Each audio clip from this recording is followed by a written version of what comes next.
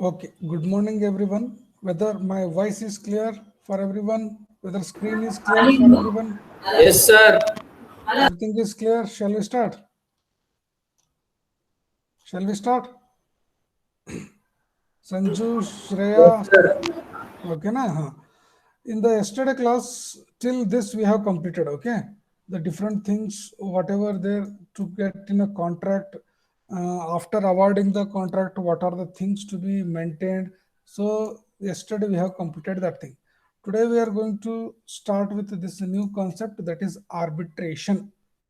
See, arbitration ಏನಪ್ಪ ಹಂಗಂದ್ರೆ contract ಇದೆ, ಕಾಂಟ್ರಾಕ್ಟರ್ ಇದ್ದಾನೆ, ಕ್ಲೈಂಟ್ ಇದ್ದಾನೆ. ಓಕೆ, ಏನೋ ಒಂದು ಪ್ರಾಬ್ಲಮ್ ಬಂತು ಇವರಿಬ್ಬರ ನಡುಕ್ಕೆ. If any problem arises during the execution, rates ಬಗ್ಗೆ, ವರ್ಕ್ ಬಗ್ಗೆ ಏನೋ ಒಂದು ಪ್ರಾಬ್ಲಮ್ ಬಂತು. ಸೊ ಅದೇನಾಗ್ತದ, ಕ್ಲೇಮ್ಸಿಗೆ ಹೋಗ್ತದೆ. ಕ್ಲೇಮ್ಸ್ ಅಂದ್ರೆ ಓಕೆ, ನಿನ್ನಿಂದ ನನಗೆ ಇದು ಪ್ರಾಬ್ಲಮ್ ಆಗಿದೆ, so give me this much money. ಇವು ಕ್ಲೈಂಟ್ ಹೇಳ್ತಾನೆ, ನಿನ್ನಿಂದ ನನಗೆ ಇಷ್ಟು ಪ್ರಾಬ್ಲಮ್ ಆಗಿದೆ, ನೀ ಇಷ್ಟು ಕೊಡಿ. ಅಂದ್ರೆ ಏನೋ ಒಂದು ಪ್ರಾಬ್ಲಮ್ ಬಂತು, ಅದು ಡಿಸ್ಪ್ಯೂಟ್ ಅಂತ ಹೇಳ್ತಾರೆ ಅದಕ್ಕೆ. What they are calling it as, it is calling that, ಏನ್ ಹೇಳ್ತಾರೆ ಅದಕ್ಕೆ? Can you tell me? Dispute. Dispute ಅಂತಾರೆ. ರೆಸ್ಪಾನ್ಸ್ ಮಾಡ್ಕೊಂತ ಇರ್ರಿ. ಓಕೆ, ಈಗ ಡಿಸ್ಪ್ಯೂಟ್ ಸೆಟ್ಲ್ ಆಗಬೇಕು. ಡಿಸ್ಪ್ಯೂಟ್ ಸೆಟ್ಲ್ ಆಗಬೇಕು ಅಂದ್ರೆ ಸೆಟ್ಲ್ ಮಾಡ್ಬೇಕಲ್ಲ ಏನಾರ ಅಂದ್ರೆ.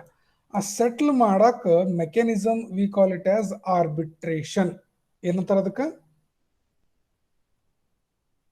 ಆರ್ಬಿಟ್ರೇಷನ್.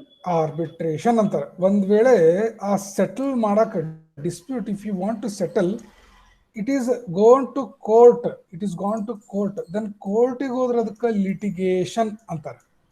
ಕೋರ್ಟಿಗೆ ಇದ್ರೆ ನಂತರ ಲಿಟಿಗೇಷನ್ ಅಂತಾರೆ. ಕೋರ್ಟ್ಗೆ ಹೋಗೋದು ಬೇಡ, ಭಾಳ ಪ್ರಾಬ್ಲಮ್ ಆಗ್ತದೆ. It will take very long time, very high cost for settling this one. Okay, nobody will be happy at the end. Okay, so for that, to avoid litigation, there are so many other methods which will be used to solve those disputes out of the court. Out of the court, one is mediation. What is mediation? Some mediator will come and solve that one. That is called as mediation. Okay na? ಆ mediator ಏನ್ ಮಾಡ್ತಾನೆ, client ಕಡೆ ಹೋಗ್ತಾನೆ, ಅವ್ನ ಮಾತು ಕೇಳ್ತಾನೆ, ನೋಡಪ್ಪ ಹಿಂಗಿಂಗ್ problem, okay okay. ಮತ್ತೆ ಹೋಗಿ ಕಾಂಟ್ರಾಕ್ಟರ್ ಕಡೆ ಬರ್ತಾನೆ, ಅವ್ನ ಕಡೆ ಹಿಂಗಿಂಗ್ ಪ್ರಾಬ್ಲಮ್, ಓಕೆ. ಇಬ್ಬರಿಗೂ ಸೇರಿ ನಡಕ್ ಒಂದು ಸ್ವಲ್ಪ ಇದನ್ನ ಮಾಡ್ತಾನ, ಸ್ವಲ್ಪ ಸ್ಮೂತ್ ಮಾಡ್ತಾನೆ. ಅವ್ರಿಗೆ ಏನೇನು ಪ್ರಾಬ್ಲಮ್ ಆಗ್ಯದ ಅದನ್ನ ಸಾಲ್ವ್ ಮಾಡ್ತಾನೆ. ಅದಕ್ಕೆ ಮೀಡಿಯೇಷನ್ ಅಂತಾರೆ. ಪ್ರೊಸೆಸ್ಸಿಗೆ ಮೀಡಿಯೇಷನ್ ಅಂತಾರೆ. ಪ್ರೊಸೆಸ್ಸಿಗೆ ಮೀಡಿಯೇಷನ್ ಅಂತಾರೆ. ಇನ್ನೊಂದು ಕೌನ್ಸಿಲೇಷನ್ ಅಂತಾರೆ. ಕೌನ್ಸಿಲೇಷನ್ ಅಂದ್ರೆ ಏನು? ಕೌನ್ಸಿಲೇಷನ್ ಅಂದ್ರೆ ಇಬ್ಬರಿಗೂ ಕರೆಸಿ ಮುಂದ್ ಕುಂದರ್ಸಿ ಮಾತಾಡಿಸ್ತಾರೆ. ಅವ್ರಿಗೆ ಏನ್ ಪ್ರಾಬ್ಲಮ್, ನೀ ಹಿಂಗ್ ಹೇಳಿ, ನೀ ಏನ್ ಪ್ರಾಬ್ಲಮ್ ಹಿಂಗ್ ಹೇಳಿ, ಏನಾಯ್ತು, ಹಿಂಗ ಕೌನ್ಸಿಲ್ ಮಾಡ್ತಾರೆ. ಏನಂತಾರೆ ಇದಕ್ಕೆ? ಕೌನ್ಸಿಲೇಷನ್. ಏನಂತಾರೆ ಇದಕ್ಕೆ? ಕೌನ್ಸಿಲೇಷನ್. ಕೌನ್ಸಿಲೇಷನ್ ಅಂತಾನೆ. ಈಗ ನೆಕ್ಸ್ಟ್ ಬರೋದು ಆರ್ಬಿಟ್ರೇಷನ್. ಆರ್ಬಿಟ್ರೇಷನ್ ಅಂದ್ರೇನು? See, whenever there is a contract, client and contractor, during signing of the contract, they will add the conditions or clauses for the work, for everything. Apart from that, there is also, they will write one clause about arbitration. What is that arbitration clause? Will generally tell, it is telling that, see, if any dispute comes, there is a one person whose name is already written here. If anything problems comes, we will go to him only, and whatever he is going to give the judgment, we both will follow. So that clause which is already written in the conditions of contract at the signing of the contract, before the work itself, that clause is called as arbitration clause. Arbitration is the process of settling the disputes out of the court by a standard knowledgeable person for that project, who has a technical knowledge and also the knowledge of law. ಅವನಿಗೆ ಕಾನೂನು ಜ್ಞಾನನೂ ಗೊತ್ತಿರಬೇಕು, engineering knowledge ಗೊತ್ತಿರಬೇಕು. ಆಮೇಲೆ ಒಂಥರ judge ಇದ್ದಂಗೆ, but judge court ಒಳಗಲ್ಲ. he is outside of the court and he is acting as a judge. ಒಂಥರ judicial body, ಅವ್ ಹೇಳಿದ್ದು ಫಾಲೋ ಮಾಡ್ಬೇಕು ಇವರು. So that power he has got.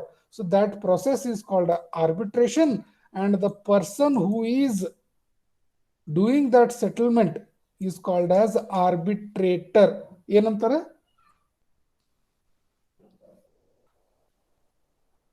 ಏನಂತಾರ? Arbitrator.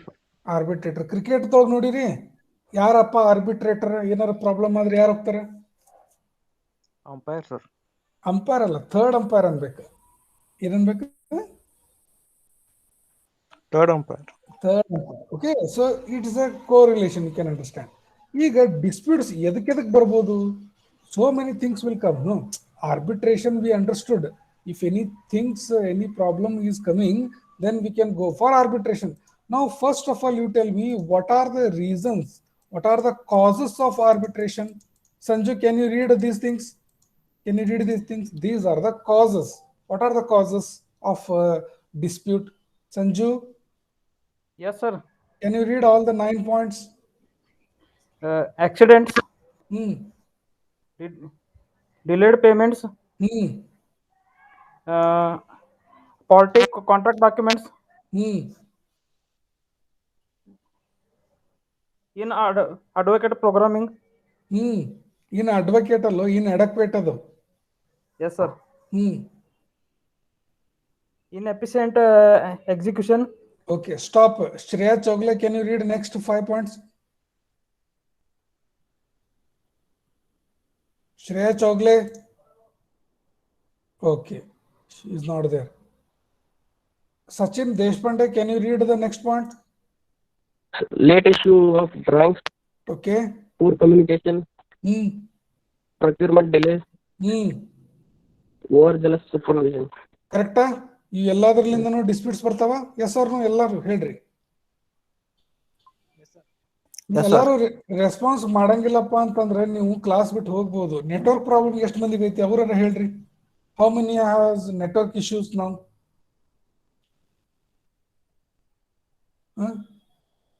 Just write their name in the comment box. Who has network issues? Fast, write down. Write down the comment in the comment box. Who has network issues? They can write down, no?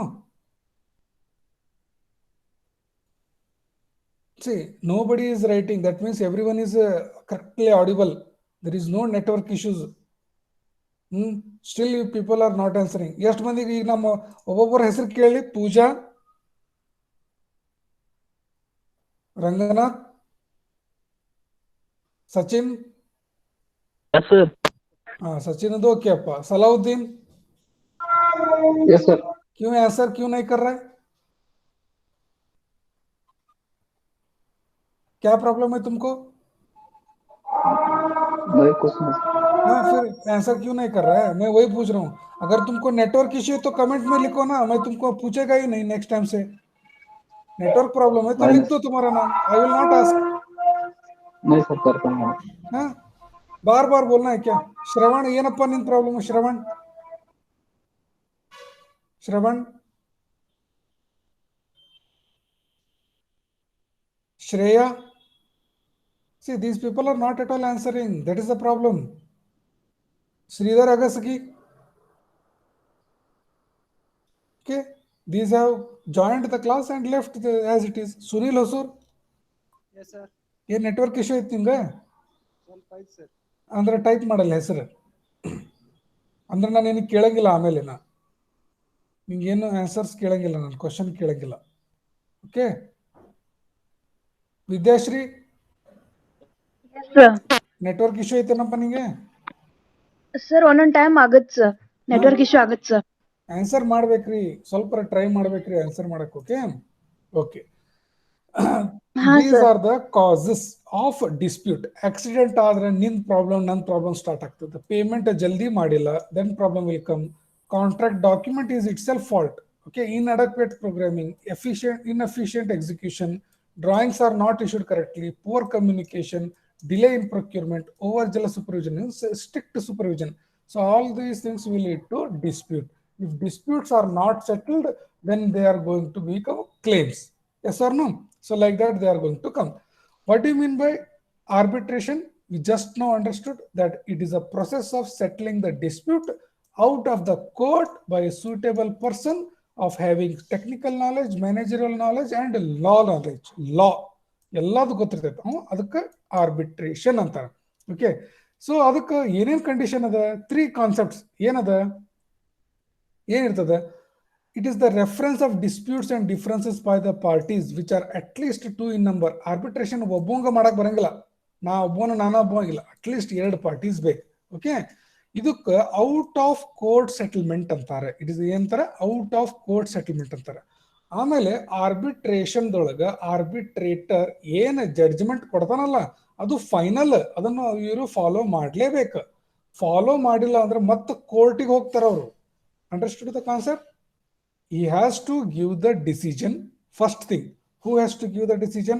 Arbitrator has to give the decision by reading the cases. Once the decision is made, both parties, client and contractor, have to agree, sign on that one, and it is just ಏನಂತಾರದಕ್ಕೆ court ಒಳಗೆ ಇದನ್ನ register ಮಾಡ್ತಾರೆ. What will be registered?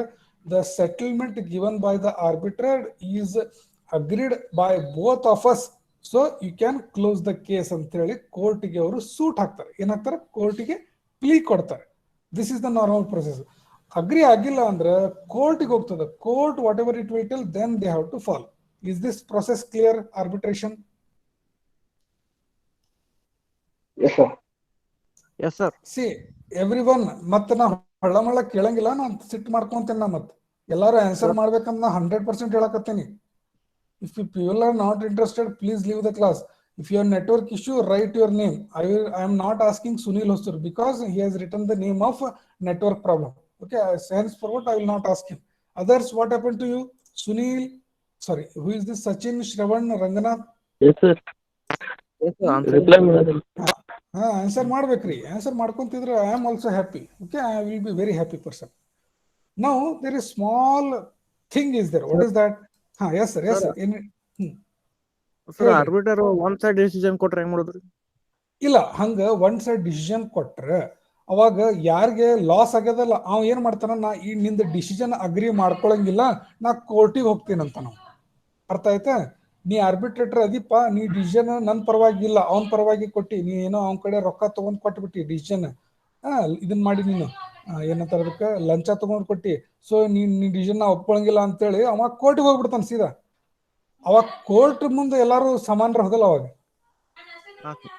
Court ಹೋದ್ಮೇಲೆ ಅವ್ರು court ಏನ್ decision ಕೊಡ್ತೈತಿ ಅವಾಗ ಎಲ್ಲಾರು ಫಾಲೋ ಮಾಡಬೇಕು. ಇಂಡಿಯಾದವ್ರು ಯಾರು ಹೆಂಗ ಇರ್ಲಿ, ಎಂತ ದೊಡ್ಡ ಪರ್ಸನ್ ವ್ಯಕ್ತಿ ಇದ್ರು ಕೋರ್ಟ್ ಏನ್ ಹೇಳ್ತದ ಅದನ್ನ ಕೇಳಬೇಕು. ಅವಾಗ ಕೋರ್ಟ್ಗೆ ಹೋಗಿ ನೀವು ಪಾರ್ಶಿಯಾಲಿಟಿ ಮಾಡಿ ಅಂತ ಹೇಳಕ್ ಬರಂಗಿಲ್ಲ. ಹೌದಿಲ್ಲ? ಹಾ ಸರ್. ಇದು ನಾರ್ಮಲ್ ಪ್ರೊಸೀಜರ್. ಅರ್ಥ ಆಯ್ತಾ? ಹಾ ಎಸ್ ಸರ್. Yes, sir. ಈಗ ಪಾರ್ಶಾಲಿಟಿ ಮಾಡಿ ಮಾಡಬೇಡ ಮಾಡಬೇಕು, ಇವು ಎದಕ್ಕೆ ಪ್ರಾಬ್ಲಮ್ ಬರ್ತಾವ? ಒಬ್ಬನ ಯಾರ ಇವನ ಆರ್ಬಿಟ್ರೇಟರ್ ಆಗ್ಲಿ ಅಂತೇಳಿ ಕ್ಲೈಂಟ್ ಹೇಳ್ತಾನ, ಅವಾಗ ಪ್ರಾಬ್ಲಮ್ ಬರ್ತಾವ. ಹೌದಿಲ್ಲ? Yes sir. ಹೌದಾ? ಈ problem to avoid this problem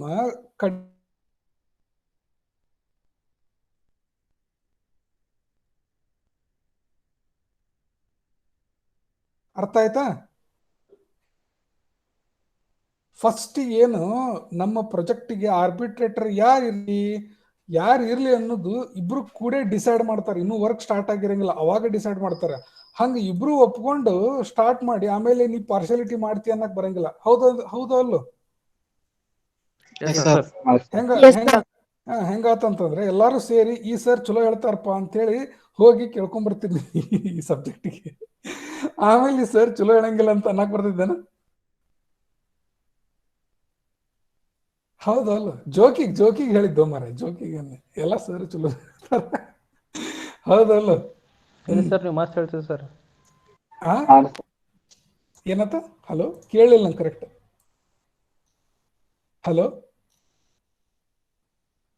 hello, any doubt? Okay, ಏನೋ ಹೇಳಿದ್ರು, ಸರಿ, ನೋ ಪ್ರಾಬ್ಲಮ್. ಅದಕ್ಕೆ ಆ ತರ ಕಂಡೀಷನ್ ಇರ್ತದೆ. ಈಗ ಮುಂದೆ ಹೇಳ್ತೀನಿ ಎಷ್ಟು ಜನ ಆರ್ಬಿಟ್ರೇಟರ್ ಇರಬೇಕು, ಒಬ್ಬ ಇರಬೇಕು, 2 ಮಂದಿ ಇರಬೇಕು, ಅಥವಾ 3, 5, 7 ಇರಬೇಕು, ಅಥವಾ 1, 2, 4, 6 ಹಿಂಗಿರ್ಬೇಕು, ಹೇಳ್ತೇನೆ ಅದನ್ನೆಲ್ಲ. ಓಕೆ, ಈಗ ಆರ್ಬಿಟ್ರೇಟರ್ ಮತ್ತೆ ರೆಫ್ರಿ ಅಂತಾರೆ, 2 ಜನ ಇರ್ತಾರೆ. ಅಂದ್ರೆ just in simple words, what I can tell is arbitrator is a strong person. He has a right to give judgment after hearing all the parties, and that judgment has to be followed. Only there is a ಏನಂತಾರೆ ಅದಕ್ಕೆ challenge ಮಾಡ್ಬೋದು court ಒಳಗೆ, ಅದು ಬಿಟ್ಟು ಬೇರೆ ಏನು ಮಾಡಕ್ ಬರಂಗಿಲ್ಲ. That is about arbitrator and arbitration decision. Referee ಅಂದ್ರೆ ಏನ? ರೆಫರಿ ಅಂದ್ರೆ ಅಷ್ಟು ಪವರ್ ಇರಂಗಿಲ್ಲ. ಅವ ಬಾಳ ಅಂದ್ರೆ ತನ್ನ ಒಪಿನಿಯನ್ ಕೊಡ್ಬೋದು. ಏನ್ ಕೊಡ್ಬೋದು ಅವ? ಒಪಿನಿಯನ್ ಕೊಡು. ಒಪಿನಿಯನ್ ಮಾತ್ರ ಕೊಡ್ಬೋದು. ಓಕೆಪ್ಪ ನೋಡಪ್ಪ ಕೊಟ್ಟು ಬಿಡ, ಅವಂಗೆ ಲಾಸ್ ಆಗ್ಯದ ಅಷ್ಟೇ ಹೇಳ್ಬೋದು. ಫಾಲೋ ಮಾಡು ಬಿಡುದು ಮತ್ತೆ ಡಿಪೆಂಡ್ಸ್. ಅಂದ್ರೆ arbitrator is A strong person. Okay, strong person. He has got legal powers. He has got legal powers, but referee does not have any legal power. It's a small difference. Okay, referee is one just concerned person. Once the arbitration agreement is executed between the parties, it is not possible to withdraw. Andre arbitrator kade ನೀವು case ಹೋಯ್ತಪ್ಪ ಅಂತ ಇಟ್ಕೊಳ್ರಿ, ನೀವು withdraw ಮಾಡಕ್ ಬರಂಗಿಲ್ಲ. Hole ಬಿಡ್ರಿ sir ನನಗೆ ಸಾಕ ಇಷ್ಟ ಮುಗಿಸ್ಬಿಡ್ರಿ ಅನ್ನಕ್ ಬರಂಗಿಲ್ಲ. ಆರ್ಬಿಟ್ರೇಟರ್ ಕಡೆ ಹೋತಂದ್ರೆ ಪೂರ್ಣ ಕೇಸ್ ಸಾಲ್ವ್ ಆಗಿ ಜಡ್ಜ್ಮೆಂಟ್ ಹೊರ ಬರೋ ಮಟನು ನೀವು ಅಲ್ಲಿ ಕುಂದ್ರಬೇಕ. ಅಂದ್ರೆ ಅದು ಕೇಸ್ ಹಂಗಿರ್ತೈತಿ. ರೆಫ್ರಿ ಕಡೆ ಹಂಗ ನನಗ್ ಲಾಸ್ ಆಗೈತೆ ಅಂತ ಹೇಳಿ ನೀವು ಇವತ್ತು ಹೋಗಿ ನಾಳೆ ಮಟ್ಟ ಸರ್ ಬ್ಯಾಡ್ ಬಿಡ್ರಿ ಹೋಗ್ಲಿ ಅಂತ ಹೇಳ್ಬೋದು. ಅರ್ಥ ಆಯ್ತಾ? At any time you can withdraw with the referee. Okay, and the second important point is arbitrator's decision has to be followed, agreed, but referee's decision may not be not necessary. Is the difference between arbitrator and referee. Okay? Yes, sir. Okay. ಈಗ arbitrator ಕಡೆ general ಹೇಳತ್ತೇನ, civil projects ಅಂತಲ್ಲ, other projects ಏನೋ ಇರ್ಲಿ, arbitrator ಅಂತಂದ್ರೆ out of court. ಕರೆಕ್ಟಾ? Out of court ಇದು ಏನೋ solve ಆದ್ರೆ ಔಟ್ ಆಫ್ ಕೋರ್ಟ್ ಒಂಥರ ಇದನ್ ಮಾಡಿದಂಗೆ ಏನೋ ಅಂತಾರಲ್ಲ, ಅದಕ್ಕೆ ಹೊರಗಡೆ ಬಂದು ಏನೋ ಮಾಡಿಸ್ತಾರಲ್ಲ, ಪೊಲೀಸ್ ಗಿಲೀಸ್ ಇರ್ತಾರಲ್ಲ, ಅವ್ರು ಏನ್ ಮಾಡಿಸ್ತಾರ? ಹೊರಗಡೆ ಕರಿಸಿ ಎಲ್ಲರಿಗೂ ಏನೋ ಜಗಳ ಆತು ಏನೋ ಆತು ಏನ್ ಮಾಡಿಸ್ತಾರ ಅವಾಗ? Compromise sir. ಹಾ, ಆ ಟೈಪ್ ಅದ. ಒಂಥರ ಹೊರಗಡೆ ಕರ್ಕೊಂಬಂದ್ ಕಾಂಪ್ರಮೈಸ್ ಮಾಡಿಸ್ದಂಗ. ಬಟ್ ಇದ್ರೊಳಗ ಯಾವ ಟೈಪ್ ಕೇಸಸ್ ಬರ್ತಾವ, ಯಾವ ಟೈಪ್ ಕೇಸಸ್ ಬರಂಗಿಲ್ಲ. ಆರ್ಬಿಟ್ರೇಷನ್ ಒಳಗ ಯಾವ ಟೈಪ್ ಕೇಸಸ್ ಬರ್ತಾವ, ಯಾವ ಟೈಪ್ ಕೇಸಸ್ ಬರಂಗಿಲ್ಲ, ಇಷ್ಟ ತಿಳ್ಕೊಂಡ್ಬಿಡ್ರಿ. ಓಕೆ, ಕ್ರಿಮಿನಲ್ ಕೇಸ್ ಬಿಟ್ಟು ಎಲ್ಲಾ ಕೇಸು, ಎಲ್ಲಾ ತರದ ಡಿಸ್ಪ್ಯೂಟ್ಸ್ ಆರ್ಬಿಟ್ರೇಷನ್ ಒಳಗೆ ಬರ್ತಾವ. ಹೌದಾ? Yes sir. Criminal type cases ಇದ್ರೆ ಎಲ್ಲಿ ಹೋಗ್ಬೇಕು ಸಾಲ್ವ್ ಮಾಡಕ? Police station, and next is court. Okay, matrimonial cases sometimes may come for arbitration. Okay na? Next is pure questions of law and facts, including questions of territorial jurisdiction. ಅಂದ್ರೆ land ಅನ್ನೋದಕ್ಕೆ ಏನೋ problem ಅದ, ಅದನ್ನು arbitration ಮೂಲಕ solve ಮಾಡಬಹುದು. First thing, matters pertaining to the protection of private rights under civil litigation. ಅಂದ್ರೆ civil rights, not a criminal rights. Criminal things ಅಲ್ಲ, civil rights. ನನ್ಗೇನೋ ಅಂದ, ನೀ ಅವ್ನಿಗೆ ಏನೋ ಒಂದ್ ಸ್ವಲ್ಪ ಸಣ್ಣ ಪುಟ್ಟ ಪ್ರಾಬ್ಲಮ್ ಆಗಿರ್ತದಲ್ಲ, ಅವನು ಸಾಲ್ವ್ ಮಾಡ್ಬೋದು ಆರ್ಬಿಟ್ರೇಷನ್ದೊಳಗೆ. ಓಕೆ, ಆರ್ಬಿಟ್ರೇಷನ್ದೊಳಗೆ ಏನ್ ಬರಂಗಿಲ್ಲ, ಇವು ಬರಂಗಿಲ್ಲ. ಏನ್ ಬರಂಗಿಲ್ಲ ಕರೆಕ್ಟಾ? ನೋಡ್ರಿ ಏನೇನ್ ಬರಂಗಿಲ್ಲ. ಕ್ರಿಮಿನಲ್ ಡಿಸ್ಪ್ಯೂಟ್ಸ್ ಬರಂಗಿಲ್ಲ. ಇನ್ಸಾಲ್ವೆನ್ಸಿ, ನನ್ನ ಕಡೆ ದುಡ್ಡ ಖಾಲಿ ಆಗ್ಯದ ಅಂತಾವೆಲ್ಲ ಹೋಗಕ್ ಬರಂಗಿಲ್ಲ. ಲುನೆಟಿಕ್, ಹುಚ್ಚಾಗ್ಯಾನವ, ಹುಚ್ಚಾಗೇನೋ ಪ್ರಾಬ್ಲಮ್ ಆಗ್ಯದ ಅಂತಾವ್ ಬರಂಗಿಲ್ಲ. ಇಲ್ಲಿಗಲ್ ಟ್ರಾನ್ಸಾಕ್ಷನ್ಸ್, ಇಲ್ಲಿಗಲ್ ಆಗಿ ಏನೋ ಕೆಲಸ ನಡೆದ ಅಂತಾವ್ ಆರ್ಬಿಟ್ರೇಟರ್ ಕಡೆ ಹೋಗಂಗಿಲ್ಲ. ಆಮೇಲೆ matrimonial cases which are extreme, those things cannot go to the arbitrator. Testamentary matters such as genuineness of will, ಅಂದ್ರೆ ಇವೆಲ್ಲ ಸೈಕಾಲಜಿಕಲ್ ಕಂಡೀಷನ್ಸ್, ಕೋರ್ಟ್ ಬೇಕೇ ಬೇಕಿದ್, ಆರ್ಬಿಟ್ರೇಟರ್ ಕಡೆ ಹೋಗಕ್ ಬರಂಗಿಲ್ಲ. Understood? Yes, sir. Understood everyone? Yes. Okay.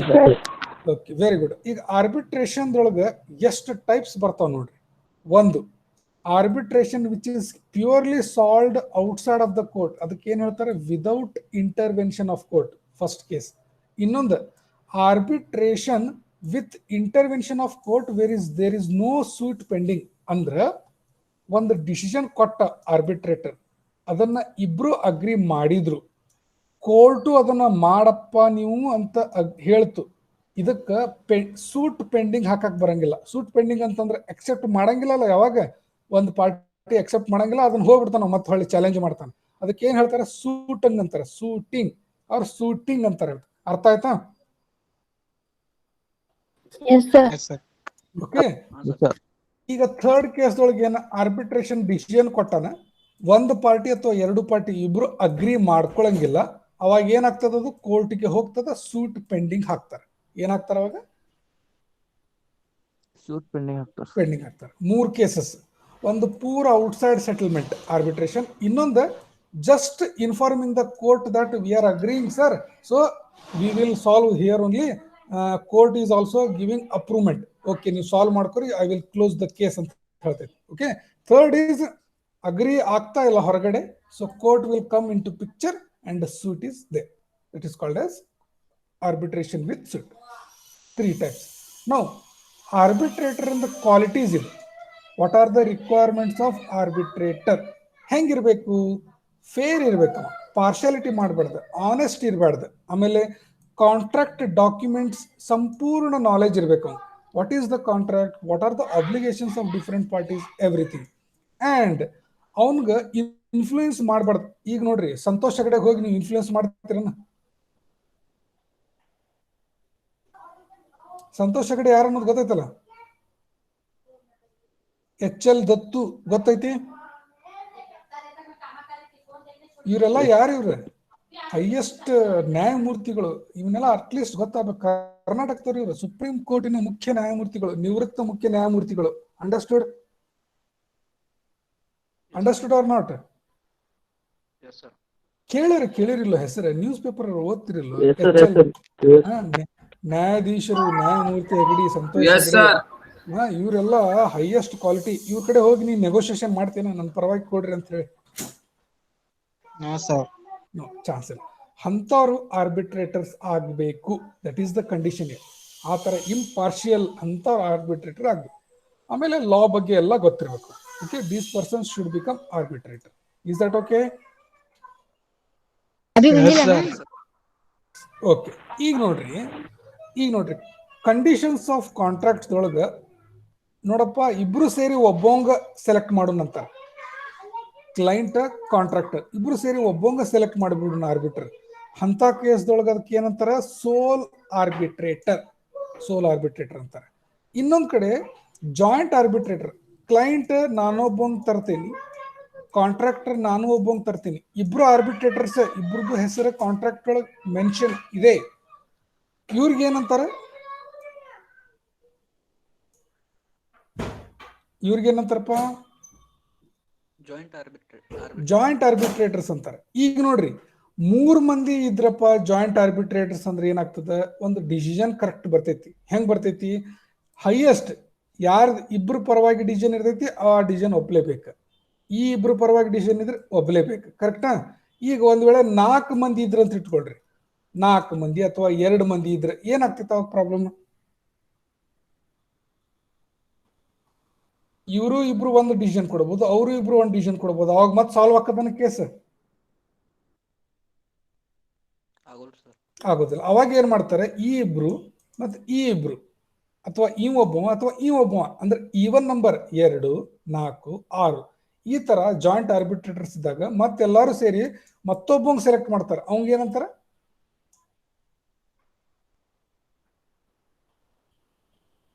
Umpires. ಏನಂತಾರ? Correct, ಅದು ನಾ ಅದನ್ನ ಮಾರ್ಕ್ ಮಾಡತ್ತೀನಿ, ಲಕ್ಷ ಕೊಟ್ಟು ಓದ್ಬೇಕ್ರಿ. ಏನಂತಾರ ಅವ್ರಿಗೆ? Umpire.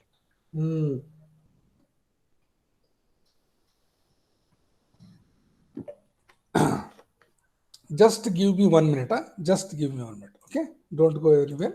Just I will come.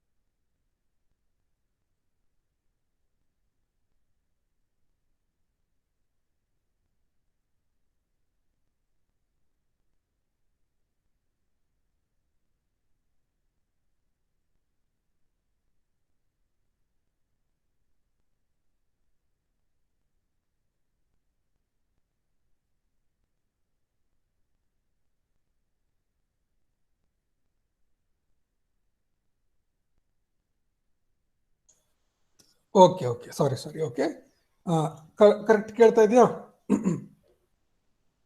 Yes sir. Okay ಓಕೆನಾ? ಎಲ್ಲರೂ ಸ್ವಲ್ಪ ಇಂಟ್ರೆಸ್ಟ್ ತಗೊಂಡು ಆನ್ಸರ್ ಮಾಡ್ರಪ್ಪ ಪ್ಲೀಸ್. ಓಕೆನಾ? ನೋಡ್ರಿ ಈಗ ಅರ್ಥ ಆಯ್ತಾ? ಇಬ್ರು ಕ್ಲೈಂಟು ಕಾಂಟ್ರಾಕ್ಟರು ಇಬ್ರು ಸೇರಿ ಒಬ್ಬಂಗ ಸೆಲೆಕ್ಟ್ ಮಾಡಿಬಿಟ್ರಪ್ಪ, ಅವಂಗ ಸೋಲ್ ಆರ್ಬಿಟ್ರೇಟರ್ ಅಂತಾರೆ.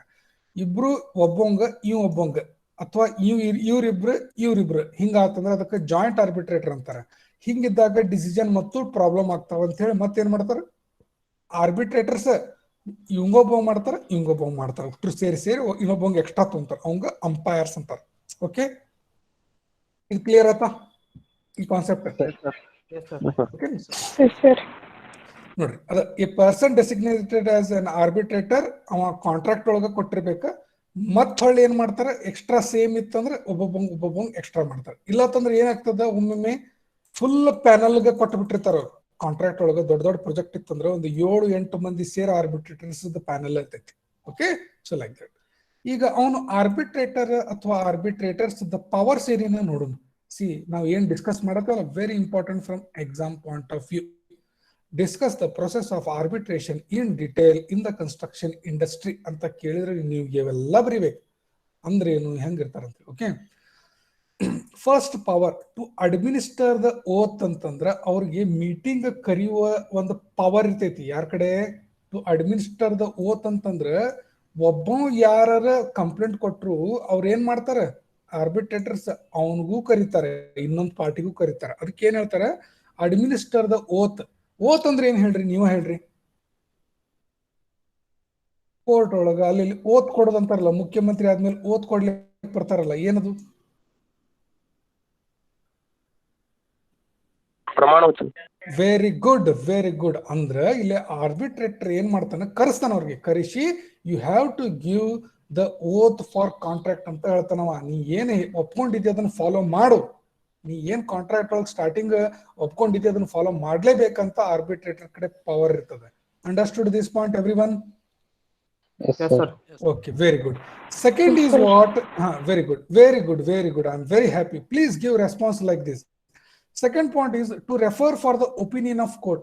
ಒಂದೊಂದ್ಸಲ ಏನಾಗ್ತದೆ, arbitrator will think that this is very difficult for me to give the decision because it is very question of law and the award itself can be referred to the court. ಕೋರ್ಟಿಗೆ ಹೇಳ್ತಾನೆ, ಸ್ವಲ್ಪ ನೀವು ಇದಕ್ಕೆ ಸ್ವಲ್ಪ solve ಮಾಡ್ರಿ ಅಂತ arbitrator ಏನ್ ಮಾಡ್ತಾನೆ, ಕೋರ್ಟ್ ಕಡೆನೂ ಹೋಗ್ಬೋದು. That is also possible. ಅದಕ್ಕೂ ಅವನಿಗೆ ರೈಟ್ಸ್ ಐತಿ. ನೀವು ಪಾರ್ಟೀಸ್ ಕಾಂಟ್ರಾಕ್ಟರ್ ಕ್ಲೈಂಟ್ ಅವನಿಗೆ ಹೋಗಿ ಕೇಳಲಿಕ್ಕೆ ಬರಂಗಿಲ್ಲ. ನಾನು ನಿನಗೆ ಹೇಳಿ ನೀ ಯಾಕೆ ಕೋರ್ಟಿಗೆ ಹೊಂಟಿ ಅಂತ ಕೇಳಕ್ ಬರಂಗಿಲ್ಲ. So when it involves the question of law, that time arbitrator has a power to go to the court and ask the opinion. ಓಕೆನಾ?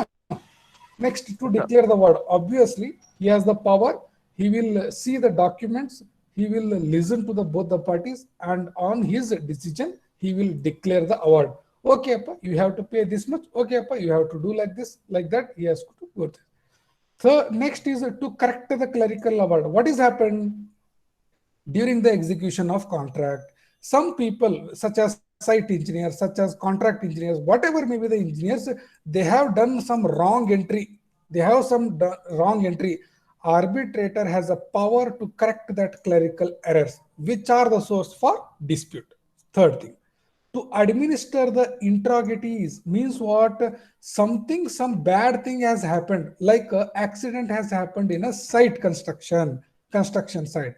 Now some people have suffered the damage, laborers have lost their life. Okay, now and they are coming to arbitrator. One party who has suffered the loss, they came to arbitrator. Now arbitrator has a power to do the interrogation. ಅಂದ್ರೆ ಏನ್ ಮಾಡ್ಬೋದವ? Answer ಮಾಡ್ರಿ, think ಮಾಡ್ರಿ, ವಿಚಾರ ಮಾಡ್ರಿ. Case sir, ಏನು case piece ಅಲ್ಲ, interrogation ಅಂದ್ರೆ ಏನು? ಇಂಟ್ರಾಗೇಷನ್ ಅಂತಾರಲ್ಲ, ಏನದು ಇಂಟ್ರಾಗೇಷನ್ ಅಂದ್ರೆ? ಯಾರು ಮಾಡ್ತಾರ ಅದನ್ನ? ಪೊಲೀಸರು ಮಾಡ್ತಾರಿಲ್ಲ? ಹಾ ಸರ್. ಏನೋ ಪ್ರಾಬ್ಲಮ್ ಆದ್ರೆ ಐ ಆಮ್ ಡೂಯಿಂಗ್ ಇಂಟ್ರಾಗೇಷನ್ ಅಂತ ಹೇಳ್ತಾರಲ್ಲ, ಹಂಗ arbitrator can also do the interrogation process. ಅಂದ್ರೆ ಅಲ್ಲಿ ತರ ಅಲ್ಲ, at least he can go to the site, what happened, what will ಏನೆಲ್ಲ ಇನ್ವೆಸ್ಟಿಗೇಷನ್ ಮಾಡ್ಬೋದು. ಅದಕ್ಕೆ ಅಡ್ಮಿನಿಸ್ಟರ್ ದ ಇನ್ವೆಸ್ಟಿಗೇಷನ್ ಅಂತಾರೆ. Is that okay? Yes, sir. Yes, sir. Yes, sir. Okay. Now, other powers. What are the other powers for arbitration? Other powers are what? They can decide the legal representative. ಅಂದ್ರೆ ಆ company ಪರವಾಗಿ ಅಥವಾ contractor ಪರವಾಗಿ ಒಂದ್ ಪಾರ್ಟಿನ ಅವ್ರ ಹೆಸರು nominate ಮಾಡ್ಬೇಕು. ಅಂದ್ರೆ ಆರ್ಬಿಟ್ರೇಷನ್ ಹೆಂಗಪ್ಪ ವರ್ಕ್ ನಡೀತಿರ್ತೈತಿ. ಇಲ್ಲಿ ದಿನ ಯಾರು ಬರಬೇಕು ನಿಮ್ ಪರವಾಗಿ, ಕ್ಲೈಂಟ್ ಪರವಾಗಿ ದಿನ ಯಾರು ಬರ್ಬೇಕು ಅನ್ನೋದನ್ನ ಅವ್ರು ಹೇಳ್ತಾರೆ. That is called as to decide who is the legal representative. ಓಕೆನಾ? Second point is what is the total cost of arbitration? ಈ arbitration system manage ಮಾಡಕ್ಕೂ ಒಂದಿಷ್ಟು ರೊಕ್ಕ ಬೇಕಲ್ಲ? Do you agree or not? Yes, sir. Yes, sir. Okay. See here, concrete ಮಾಡಕ್ಕ, road ಮಾಡಕ್ಕ ಅದಕ್ಕ BOQ ಒಳಗ ಅಮೌಂಟ್ ಇರ್ತೈತಿ. Yes or no? Yes, sir. BOQ ಒಳಗ ಅಮೌಂಟ್ ಇರ್ತೈತಿಲ್ಲಪ್ಪ. Contractor how much work he is doing, he is getting. But what about arbitration? Whether any amount is mentioned in the contract?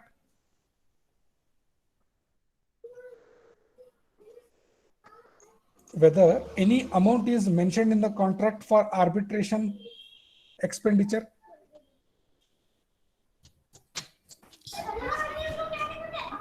Vidyashree, ಏನ್ sir? ಆರ್ಬಿಟ್ರೇಷನ್ಗೆ ಎಷ್ಟು ರೊಕ್ಕ ಖರ್ಚಾಗ್ತದೆ ಅಂತ ಹೇಳಿ ಏನಾರ contract ಒಳಗೆ ಕೊಟ್ಟಿರ್ತಾರೇನು? ಇಲ್ರಿ sir. So that expense can also be told by arbitrator. Okay, ಈ case solve ಮಾಡಿ ಕೊಡಕ್ಕೆ ಇಷ್ಟು ಖರ್ಚು ಆಗ್ಬೋದು ಅಂತ ಅದು ಡಿಸೈಡ್ ಮಾಡೋದು ಆರ್ಬಿಟ್ರೇಟರ್. ಓಕೆ, ಆಮೇಲೆ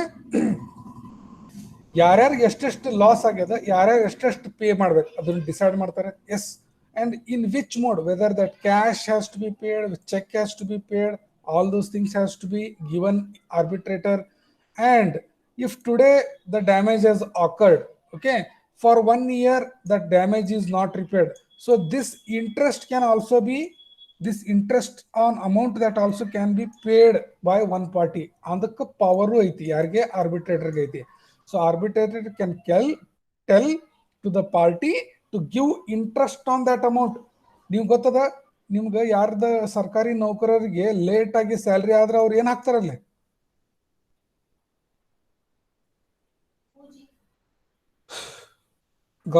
Government people, when they got salaries by delayed by 3 months, 6 months, what they will get with salary?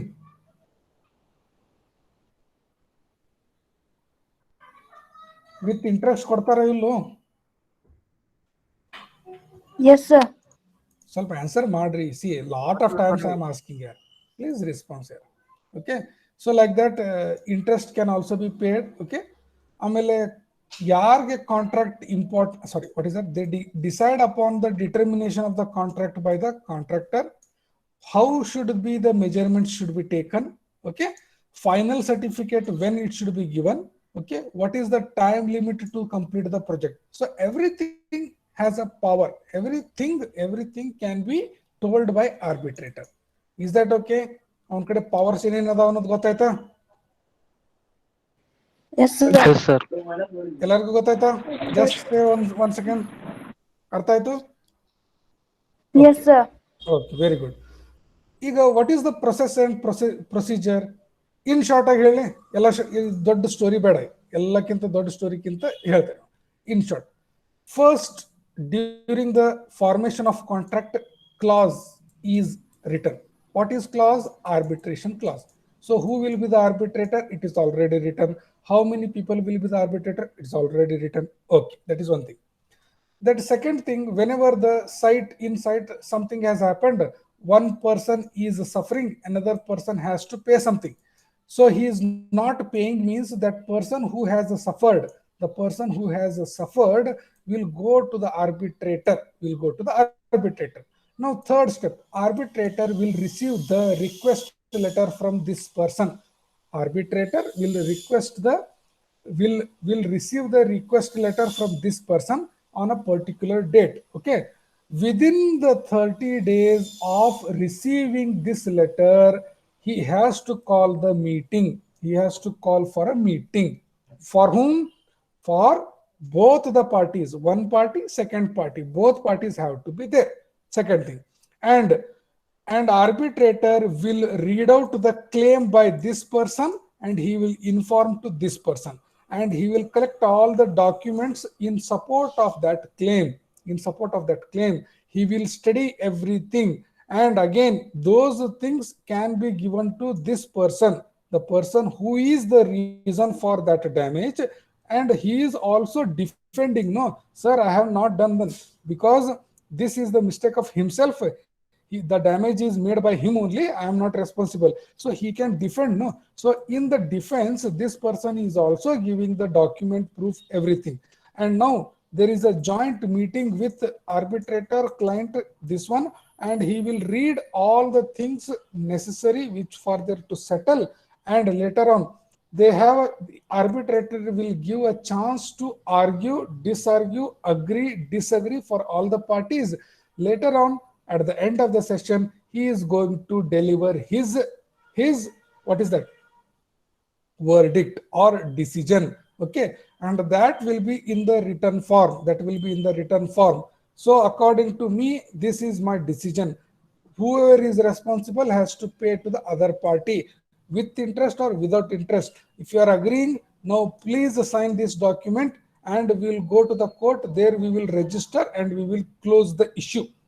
If you don't want to agree my decision, so just simply say that we are not agreeing your decision, and we ourselves go to the court, and arbitrator will again intimate the court that, sir, my decision, these people are not following, so you take care of the things. Is this process clear? Yes, sir. Yes, sir. Everything is clear? Okay, na? So now appointment of arbitrator, first step. Second is what? Preparation and submission of the case. Case means what? Something that dispute has happened. No, that is the cause of dispute. So that person will come, prepare the document and submit to the arbitrator. Arbitrator will sit and study. Within 30 days, he will call for a meeting, and after the another 30 days, he will have to give the decision. Is that okay? This is the simple preparation and submission. Third is, these are all the things which are there in the process. Drawings nodtana, refer ಮಾಡ್ತಾನ, ಯಾರ್ದು ತಪ್ಪು ಏನು ಎಲ್ಲ ಕೇಳ್ತಾನ. That is what? Submission of the claim. Third is what? Next is what? Issue of the award. So you will understand he has given his decision. Fourth is what? Filing the award. Where he has to file the award? In the court, on the stamp paper about the decision. Filing the court. Iva arbitrator ista heli sum kundrangilla. He has to give decision. After the decision, that has to be filed in court, andre registered in court, andre legal binding in court. Artha madkodri. Okay, this is called as filing the award. Okay, is that okay? See, if it is not filed, what will happen? If it is not filed, what will happen? Either one of the party will start not following. He will do, sir, I will not follow. Okay, so that is the problem of not filing. File ಮಾಡಿಲ್ಲ court ಒಳಗಂತಂದ್ರೆ party accept ಮಾಡ್ಕೊಳಂಗಿಲ್ಲ ಆಮೇಲೆ sudden ಆಗಿ. That is the problem. One may go for suiting, another may go for direct solving. Okay, suiting ಅಂತಂದ್ರೆ agree ಮಾಡಂಗಿಲ್ಲ, court will give the solution. Agree ಮಾಡ್ಕೊಂತಂದ್ರೆ file ಆಗ್ತದ, close ಆಗ್ತದ. Is that okay? Yes, sir. Yes, sir. ಎಲ್ಲಾರು ಹೇಳ್ರಪ್ಪ, ಎಲ್ಲಾರು ಹೇಳ್ರಿ.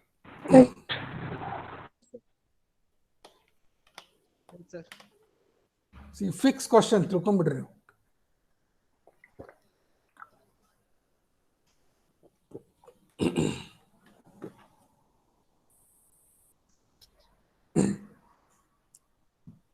Next concept is management and administration of contract. In simple, ನೀವು ತಿಳ್ಕೊಂಡ್ಬಿಡ್ರಿ. Management ಅಂದ್ರೆ ಏನಪ್ಪ? ಸಿಂಪಲ್ ಆಗಿ ಹೇಳಿ, ಸಿಂಪಲ್ ಆಗಿ ಹೇಳ್ತೇನೆ ನೋಡ್ರಿ. ಏನ್ ಹೇಳಿ ಸಿಂಪಲ್ ಆಗಿ ರಂಗನಾಥ? ಹಾ ಸರ್. ಸಿಂಪಲ್ ಆಗಿ ಏನ್ ಹೇಳ್ಬೇಕು ನಾನು?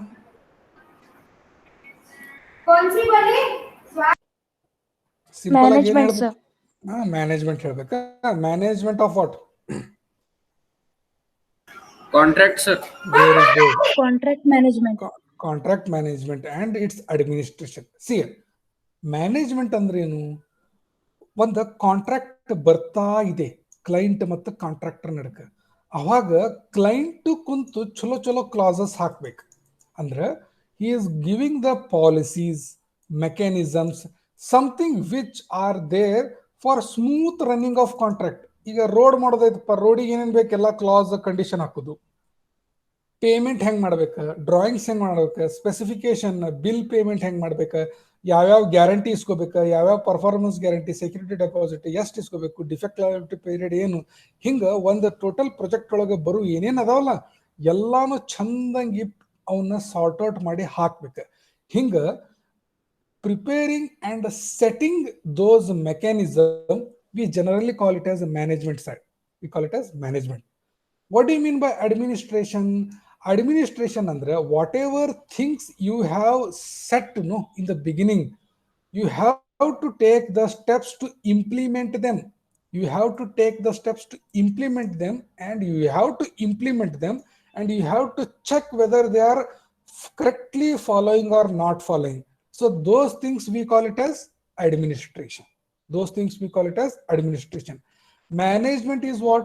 Setting up of the principle, policies, whatever the things, clauses which are there to smooth running of the project or contract itself. Okay. Administration means what? Whether those setup policies, mechanisms are correctly implemented or not. We are correctly implementing it or not, checking, following, and measuring. So those things we call it as administration. Those things we call it as administration. Importance gotaita? Yes, sir. Now, Sir. if you don't manage or if you don't administer the contract, ಈಗ ನೀವು principles set ಮಾಡಿಲ್ಲ, policies set ಮಾಡಿಲ್ಲ, ಮಾಡಿದ್ರು ಅವ್ನು correct ಆಗಿ follow ಮಾಡ್ತಾ ಇಲ್ಲ ಅಂದ್ರೆ ಮ್ಯಾನೇಜ್ಮೆಂಟ್ ಕರೆಕ್ಟ್ ಇಲ್ಲ, ಅಡ್ಮಿನಿಸ್ಟ್ರೇಷನ್ ಕರೆಕ್ಟ್ ಇಲ್ಲ, ಅವಾಗ ಕಾಂಟ್ರಾಕ್ಟ್ ಏನಾಗ್ತದ? ಏನ ಪ್ರಾಬ್ಲಮ್ ಆಕೈತಿ ಕಾಂಟ್ರಾಕ್ಟ್ಗೆ? ಸಂಜು, ಶ್ರವಣ್, ವಿದ್ಯಾಶ್ರೀ ಆನ್ಸರ್ ಮಾಡ್ರಿ.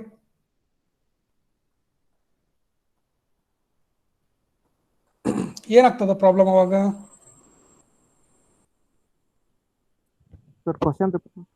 ಕ್ವಶನ್ ರಿಪೀಟ್ ಮಾಡೋದ? ಮ್ಯಾನೇಜ್ಮೆಂಟ್ ಮತ್ತೆ ಅಡ್ಮಿನಿಸ್ಟ್ರೇಷನ್, ಮ್ಯಾನೇಜ್ಮೆಂಟ್ ಮತ್ತೆ ಅಡ್ಮಿನಿಸ್ಟ್ರೇಷನ್ ಏನನ್ನೋದು ಫಸ್ಟಿಗೆ ನಾ ಹೇಳಿದೆ. ಮ್ಯಾನೇಜ್ಮೆಂಟ್ ಅಂದ್ರೆ ಚಲೋ ಪಾಲಿಸೀಸ್ ಮಾಡೋದು. ಯಾಕೆ ಮಾಡೋದು? ಚೆನ್ನಾಗಿ ಕಾಂಟ್ರಾಕ್ಟ್ ಕಂಪ್ಲೀಟ್ ಆಗಲಿ, ಸ್ಟಾರ್ಟ್ ಆಗಲಿ, ಕಂಪ್ಲೀಟ್ ಆಗಲಿ. ಒಂದು ಅಡ್ಮಿನಿಸ್ಟ್ರೇಷನ್ ಅಂದ್ರೆ ಇವು ಏನ್ ಪಾಲಿಸೀಸ್ ಆಮೇಲೆ ಪ್ರೊಸೀಜರ್ಸ್ ಸೆಟ್ ಮಾಡಿರಲ್ಲ ಇವನು ಫಾಲೋ ಮಾಡೋದು. ಕರೆಕ್ಟ್ ಆಗಿ ಫಾಲೋ ಮಾಡಕತ್ತಾರೋ ಇಲ್ಲೋ, ಚೆನ್ನಾಗಿ ನಡೆದದೋ ಇಲ್ಲೋ ಕೆಲಸ, ಇದನ್ನ ನೋಡ್ಕೊಳ್ಳೋದಕ್ಕೆ ಅಡ್ಮಿನಿಸ್ಟ್ರೇಷನ್ ಅಂತಾರೆ.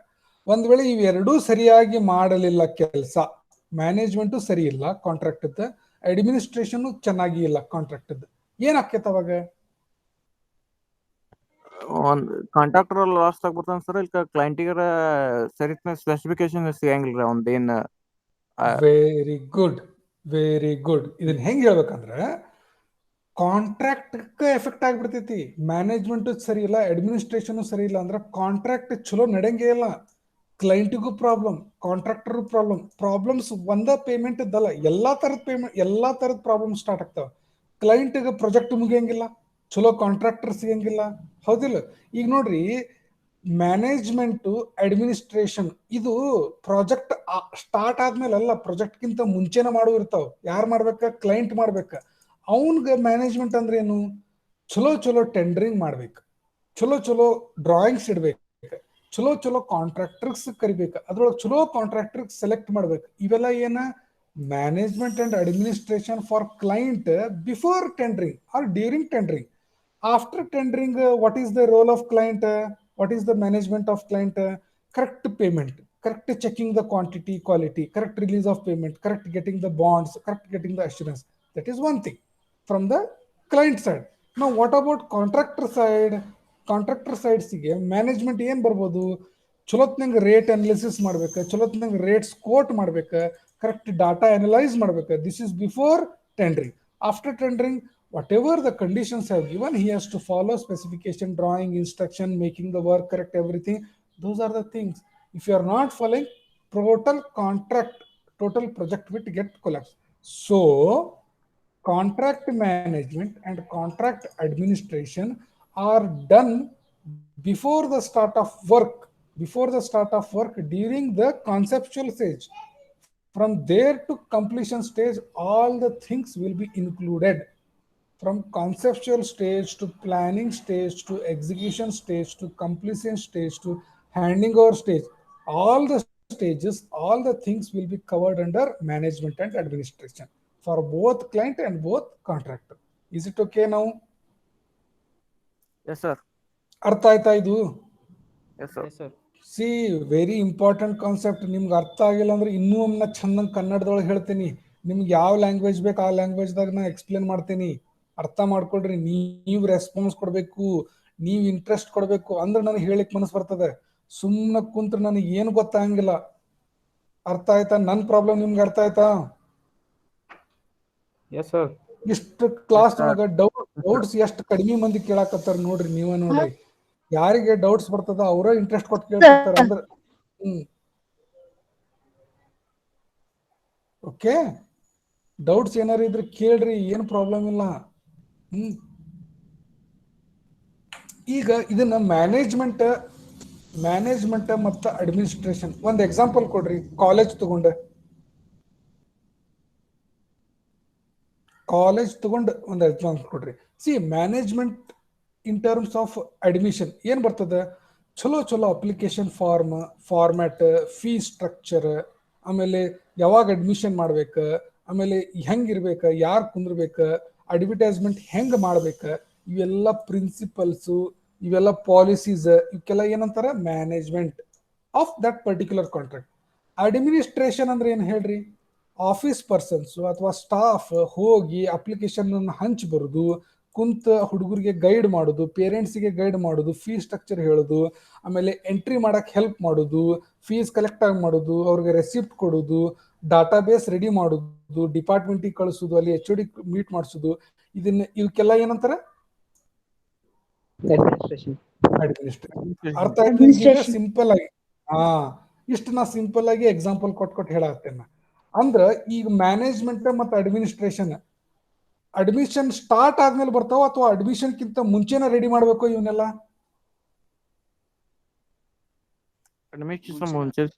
ಭಾಳ ಮುಂಚೆನ, ಒಂದೊಂದು 6 ತಿಂಗಳು ಮುಂಚೆನ ಸ್ಟ್ರಾಟಜಿ ರೆಡಿ ಮಾಡ್ಬೇಕು. Do you agree or not? ಈಗ ಅರ್ಥ ಆಗ್ತಾ ನಿಮ್ಗೆ ಹೆಂಗಪ್ಪ ಏನು ಅರ್ಥ ಆಯ್ತಾ? ಹಂಗೆ ಇನ್ನು CET ಬರ್ದಿಲ್ಲ ಹುಡುಗರು, ಅವಾಗ ಕಾಲೇಜ್ದವ್ರು ಸ್ಟ್ರಾಟಜಿ ರೆಡಿ ಮಾಡ್ತಾರೆ. How we can go for this time application admission, what is the strategy for advertisement, where we can concentrate, how to get the students list, ಎಲ್ಲಾನು ಒಂಥರ ಡಾಟಾಬೇಸ್ ರೆಡಿ ಮಾಡಿ. ಅದು long way before the actual process. So that is called as management administration. Administration ಅಂತಂದ್ರೆ whatever we have thought implement ಆಗ್ಯದಲ್ಲ, ಅದನ್ನ ಚೆನ್ನಾಗಿ implement ಮಾಡ್ಬೇಕು, ಚೆನ್ನಾಗಿ ಆಕ್ಚುಲಿ ಎಕ್ಸಿಕ್ಯೂಟ್ ಮಾಡ್ಬೇಕು. ಅದಕ್ಕೆ ಅಡ್ಮಿನಿಸ್ಟ್ರೇಷನ್ ವರ್ಕ್ ಅಂತಾರೆ. Okay, so in a contract ಬೇರೆವರ್ in all stages it will come. ಕರೆಕ್ಟಾ? Letter of acceptance, correct, approval, okay, contract awarding, start of the work, execution of the work, monitoring and testing of the work, payment of the bill, generation of the progress report, final payment, and contract closure. So in this all the stages, management and administration is very important. ಅದರ ಅರ್ಥ ಏನು? ಈ stage ಒಳಗೂ ನಮ್ಗೆ policy, policy ಅಂತಂದ್ರೆ ಹಂಗೆ ತಿಳ್ಕೊಬೇಡ್ರಿ. Policy means one set of guidelines ಅನ್ಬೋದು, ಒನ್ ಸೆಟ್ ಆಫ್ ಪ್ರಿನ್ಸಿಪಲ್ಸ್ ಅನ್ಬೋದು. ಹೌದಲ್ಲ?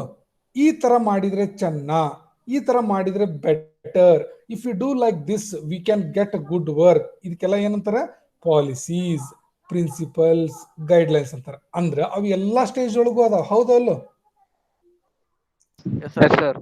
ಟೆಂಡರ್ ಕರೆಯುವಾಗೂ ಚಲೋ ಗೈಡ್ಲೈನ್ಸ್ ಬೇಕು, ಟೆಂಡರ್ ಸೆಲೆಕ್ಟ್ ಮಾಡುವುದಾಗೂ ಗೈಡ್ಲೈನ್ಸ್ ಬೇಕು, ವರ್ಕ್ ಅವಾರ್ಡ್ ಮಾಡೋದ್ರಾಗೂ ಬೇಕು, ವರ್ಕ್ ಸ್ಟಾರ್ಟ್ ಮಾಡೋ ಮುಂದೆ ಚಲೋ ಗೈಡ್ಲೈನ್ಸ್ ಬೇಕು. ಹಿಂಗೆ ಎಲ್ಲಾ ಸ್ಟೇಜ್ ದೊಳಗೂ ನಮ್ಗೆ management and administration important. Okay, yes or no? So this is about management and administration. I have just now explained. Okay, so see on a typical some guidelines when you require procurement ಮಾಡುವಾಗ ಬೇಕಾ decisions, correct decision, design ಮಾಡುವಾಗ ಬೇಕಾ, cost and budget ಮಾಡುವಾಗ ಬೇಕಾ, scope fix ಮಾಡುವಾಗ ಬೇಕಾ, time and schedule ಮಾಡುವಾಗ ಬೇಕಾ, ಕಾಂಟ್ರಾಕ್ಟ್ ಒಳಗೆ ಎಷ್ಟು ಕ್ಲಾಸ್ ಬೇಕಾ ಅದು ಬೇಕಾ. ಸೊ ಇವಕ್ಕೆಲ್ಲ ಏನಂತಾರ?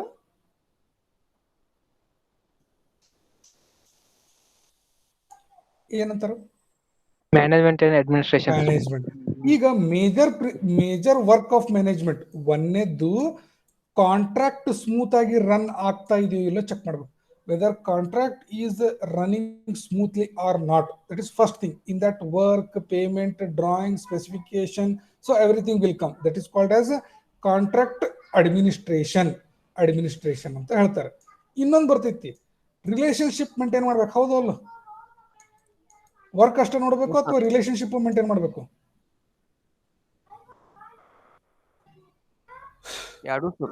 ಎರಡೂ ಮಾಡ್ಬೇಕು. ಅದಕ್ಕೆ ಒಂದು ಅಡ್ಮಿನಿಸ್ಟ್ರೇಷನ್ ಅಂತಾರೆ, ಇನ್ನೊಂದು relationship maintaining between all the parties. ಅದಕ್ಕೆ ಏನ್ ಬರ್ದಾರ ಇಲ್ಲಿ? Management of that works is equal to management of that contract is equal to administration plus relationship management. Now you have understood? Yes or no? Yes, sir. Okay. Whatever what objectives, now I am telling. What is the objective? Whatever the principles, practices you want to do, those should be effective. Effective ಅಂತಂದ್ರೆ ಏನು? If you do that work, 100% result should be achieved. ಅಂದ್ರೆ ಅದಕ್ಕೆ effective ಅಂತಾರೆ. ಅಂದ್ರೆ ಔಷಧ effective ಅಂತ ಯಾವಾಗ ಗೊತ್ತಾಕೈತಿ? ಔಷಧ, ಗುಳಿಗೆ, ಇಂಜೆಕ್ಷನ್ ಎಫೆಕ್ಟಿವ್ ಅಂತ ಯಾವಾಗ ಹೇಳ್ತೀರಿ ನೀವು? Very good. ಅಂದ್ರೆ ಅದು ಯಾವ್ದಕ್ಕೆ ತಗೊಂಡೇವಿ ಅದ ಕೆಲಸ ಕರೆಕ್ಟ್ ಆಗಿ ಆತಂದ್ರೆ ಅದಕ್ಕೆ ಎಫೆಕ್ಟಿವ್ನೆಸ್ ಅಂತಾರೆ. ಎಫಿಷಿಯನ್ಸಿ ಅಂತ ಅಂದ್ರೆ ಏನು? 10 ಗುಳಿಗೆ ತಗೊಂಡ್ರೆ ಆರಾಮಾಗೋದು ಚಲೋ, 3 ಗುಳಿಗೆ ತಗೊಂಡ್ರೆ ಆರಾಮಾಗೋದು ಚಲೋ? 3 ಗುಳಿಗೆ ಸರ್.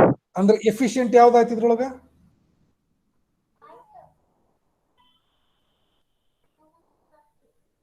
ಕಡಿಮೆ ಕಾಸ್ಟ್ ಒಳಗೆ ಜಾಸ್ತಿ ವರ್ಕ್ ಮಾಡೋದು ಸರ್. Very good. ಅಂದ್ರೆ ನಿಮ್ಗೆ ಅರ್ಥ ಆಯ್ತಾ ಡಿಫ್ರೆನ್ಸ್? ಈಗ ಎಫೆಕ್ಟಿವ್ ಅಂದ್ರೆ ಏನು, ಎಫಿಷಿಯನ್ಸಿ ಅಂದ್ರೆ ಏನು ಅರ್ಥ ಆಯ್ತಾ ಈಗ? Yes, sir. Effective ಅಂತಂದ್ರೆ what ever management principles, policies what we have done, if they are correctly giving the result, that means effective. Efficiency means what? They should do the work with in less time ಅಂತ ಅರ್ಥ. ಅದು ಅಂದ್ರೆ correct ಆಗಿ efficient ಆಗಿ work ಆಗಬೇಕು. Okay, ಅದು that is this one. ಈಗ ಇನ್ನೊಂದು ಬರ್ತದೆ, ಆಫೀಸ್ದೊಳಗೆ ಕುಂತ ಅಡ್ಮಿನಿಸ್ಟ್ರೇಷನ್ ಮಾಡೋದು ಇಂಪಾರ್ಟೆಂಟು ಅಥವಾ site administration is more important for that project?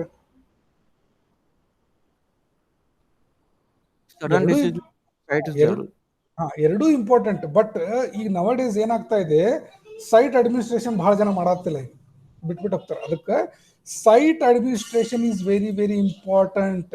Site administration and site management day to day basis. Otherwise it will lead to disputes. ಇಷ್ಟ ಅರ್ಥ ಮಾಡ್ಕೊಳ್ರಿ. ನಿಮಗೆ ಏನೋ ಪ್ರಾಬ್ಲಮ್ ಸ್ಟಾರ್ಟ್ ಆದ್ರೂ ಸೈಟ್ ಒಳಗೆ ಸ್ಟಾರ್ಟ್ ಆಗ್ತಾವೆ. Okay, to control that, site administration, site management in the ground level is very very important. Is that okay? Okay. Now ಈಗ ಆ ಮ್ಯಾನೇಜ್ಮೆಂಟ್, ಆ ಅಡ್ಮಿನಿಸ್ಟ್ರೇಷನ್ ಸ್ಪ್ಲಿಟ್ ಮಾಡ್ಯಾರ. ಹೆಂಗ್ ಸ್ಪ್ಲಿಟ್ ಮಾಡ್ಯಾರ? ಕ್ಲೈಂಟ್ ಕಡೆಯಿಂದ ಹೆಂಗ್ ಮ್ಯಾನೇಜ್ ಮಾಡಬೇಕು, ಏನ್ ಇರ್ತದ ಮಾಡ್ಲಿಕ್ಕೆ, ಕಾಂಟ್ರಾಕ್ಟರ್ ಕಡೆ ಏನ್ ಮ್ಯಾನೇಜ್ ಮಾಡ್ಬೇಕು. ಅರ್ಥ ಆಯ್ತಾ ಈಗ ನಾ ಏನ್ ಹೇಳತ್ತೀನಿ? ಓಕೆ, ಈಗ ಅರ್ಥ ಮಾಡ್ಕೊಳ್ರಿ. ಕಾಂಟ್ರಾಕ್ಟ್ ಮ್ಯಾನೇಜ್ಮೆಂಟ್, ನೀನೊಬ್ಬ ಕಂಪ್ನಿ ಅಲ್ಲ, ಒಂದು PWD ದ ಚೀಫ್ ಇಂಜಿನಿಯರ್ ಅದಿ ಅಂತ ಇಟ್ಕೊಳ್ಳಿ. ಈಗ ಸಂಜು, ಶ್ರವಣ, ನೀವು ಒಂದು ಕಾಂಟ್ರಾಕ್ಟ್ ರೆಡಿ ಮಾಡ್ಬೇಕೀಗ. ಒಂದು ಹೊಸ ವರ್ಕಿಗೆ ಒಂದು ರೋಡ್ ಬರತೈತಿ. ಅವಾಗ ನೀವು ಯಾವ ತರ ಮ್ಯಾನೇಜ್ಮೆಂಟ್ ಮಾಡ್ತೀರಿ, ಯಾವ ತರ ಅಡ್ಮಿನಿಸ್ಟ್ರೇಟ್ ಮಾಡ್ತೀರಿ ಅಂದ್ರೆ ನಿಮ್ಗೆ ಯಾವ್ಯಾವ ಫಂಡಮೆಂಟಲ್ಸ್ ಬೇಕು. ನೀವು ಚಲೋ ಮ್ಯಾನೇಜ್ಮೆಂಟ್ ಅಡ್ಮಿನಿಸ್ಟ್ರೇಟ್ ಮಾಡ್ಬೇಕಂದ್ರೆ ಯಾವ್ಯಾವ ಬೇಕು ನಿಮ್ಗೆ, ಹೆಂಗೆ ಯಾವ್ಯಾವ ಪಾಯಿಂಟ್ಸ್ ಮೇಲೆ ಕಾನ್ಸಂಟ್ರೇಟ್ ಮಾಡ್ತೀರಿ as a client. These are the points. Consultant and chalo select ಮಾಡಬೇಕು. Project scope should be correct. What is the objectives of cost, time, quality? How to formulate the project? What is the best method to project delivery? What is the accuracy of tender documentation? What is the changes and design? How to make them during the execution? How to pay the contractor? How to progress that monitor in the progress? How to solve the issues? How to maintain the documents inside, whether these are the things or not from client side. Yes, sir. Okay. Yes, Okay. sir. Now from contractor side, he has to execute the work. He has to select the subcontractors. He has to monitor the work. He has to pay his own subcontractor. So he has to provide, what is that? Advice to client whenever required. Okay. He has to follow the instructions given. He has to give the extension of time and prolongation of overhead cost. ಅಂದ್ರೆ ಏನಾದ್ರು problem ಆದ್ರೆ he should be able to manage. 5 ದಿನ late ಆಗೈತ್ರಿ ನಂಗೆ 5 ದಿವಸದ ರೊಕ್ಕ ಕೊಡ್ರಿ ಹಂಗೆ ಅನ್ಬಾರ್ದು. That is the meaning. He has to follow the changes given by the client. Okay, so he has to document the progress work. Today how much, next day how much. So all those things has to be followed. Do you agree with or not? Yes, sir. Okay, ಇವು general ಅದು. ಈಗ ಕೆಲವೊಂದನ್ನ ಮಾಡಲೇಬೇಕು. What are the things you should do as a contractor or as a client? What are the first thing? Record keeping. ಏನಿದು record keeping ಅಂದ್ರೆ ಏನು? Day activities ಏನೇನ್ ಆಗ್ತದ, ಸೈಟ್ ಒಳಗೆ ಏನ್ ಬಂತು, ಏನ್ ನಡೀತಾ ಇದೆ, everything you should maintain as a record. So all the things will come. Site diary, drawing register, return notices, photographs, everything will come.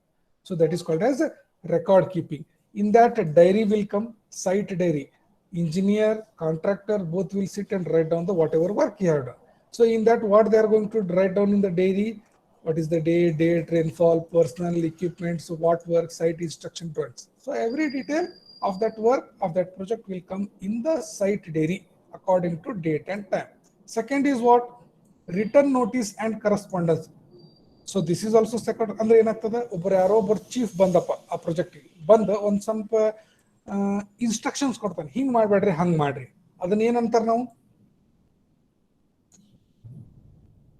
Notices. ಅವ ಏನ್ ಮಾಡ್ತಾನ, ಅವ್ ಬಂದ್ ಏನ್ ಕೊಡ್ತಾನಲ್ಲ ಅದನ್ನ ನಾವು ರಿಟರ್ನ್ ಒಳಗೆ ತಗೋಬೇಕು. ರಿಟರ್ನ್ ನೋಟಿಸ್ ಅಂತಾರೆ. ಕರೆಸ್ಪಾಂಡೆನ್ಸ್ ಅಂತ ಅವ್ರು ನಮಗ್ ಲೆಟರ್ ಕೊಡ್ತಾರೆ, ಇದನ್ನ ಮಾಡ್ರಿ ಅಂತೇಳಿ. ನಾವು ಅವ್ರಿಗೆ ಲೆಟರ್ ಕೊಡ್ತೇವೆ, ಸರ್ ಇಕ್ಕೆ ಹಿಂಗ್ ಮಾಡ್ತೀವಿ ಹಂಗ್ ಮಾಡ್ತೀವಿ ಅದನ್ನ ಕೊಡ್ತೇವೆ. ಆಮೇಲೆ any instructions given. So all these things should be documented as a record. Okay na? Site photograph, day to day photograph, everything, every detail has to be maintained as a site photograph. Contractual documents ಅಂತಂದ್ರೆ ಎಲ್ಲ documents ಅಪ್ಪ. ನಿಂಗೆ site ಒಳಗೆ ಎಲ್ಲ documents ಇರ್ಬೇಕು. Contract document ಅಂದ್ರೆ ನೀವೇ ಹೇಳ್ರಿ, ಏನೇನ್ ಬರ್ಬೋದು ಕಾಂಟ್ರಾಕ್ಟ್ ಡಾಕ್ಯುಮೆಂಟ್ ಅಂದ್ರೆ?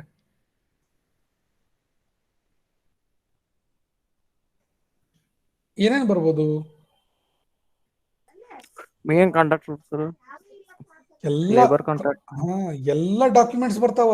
Drawings, specification, BOQ, tender invoicing notice, sub contract, A to Z that will be bundled in a one document. ಅಂದ್ರ ನೀವು ಒಂದ್ ಯಾವ್ದಾರ ಇಂಟರ್ವ್ಯೂಗೆ ಹೋದ್ರೆ ಏನೇನ್ ಹೋಯ್ತಿರಪ್ಪ ಒಂದ್ ಫೈಲ್ ಒಳಗೆ?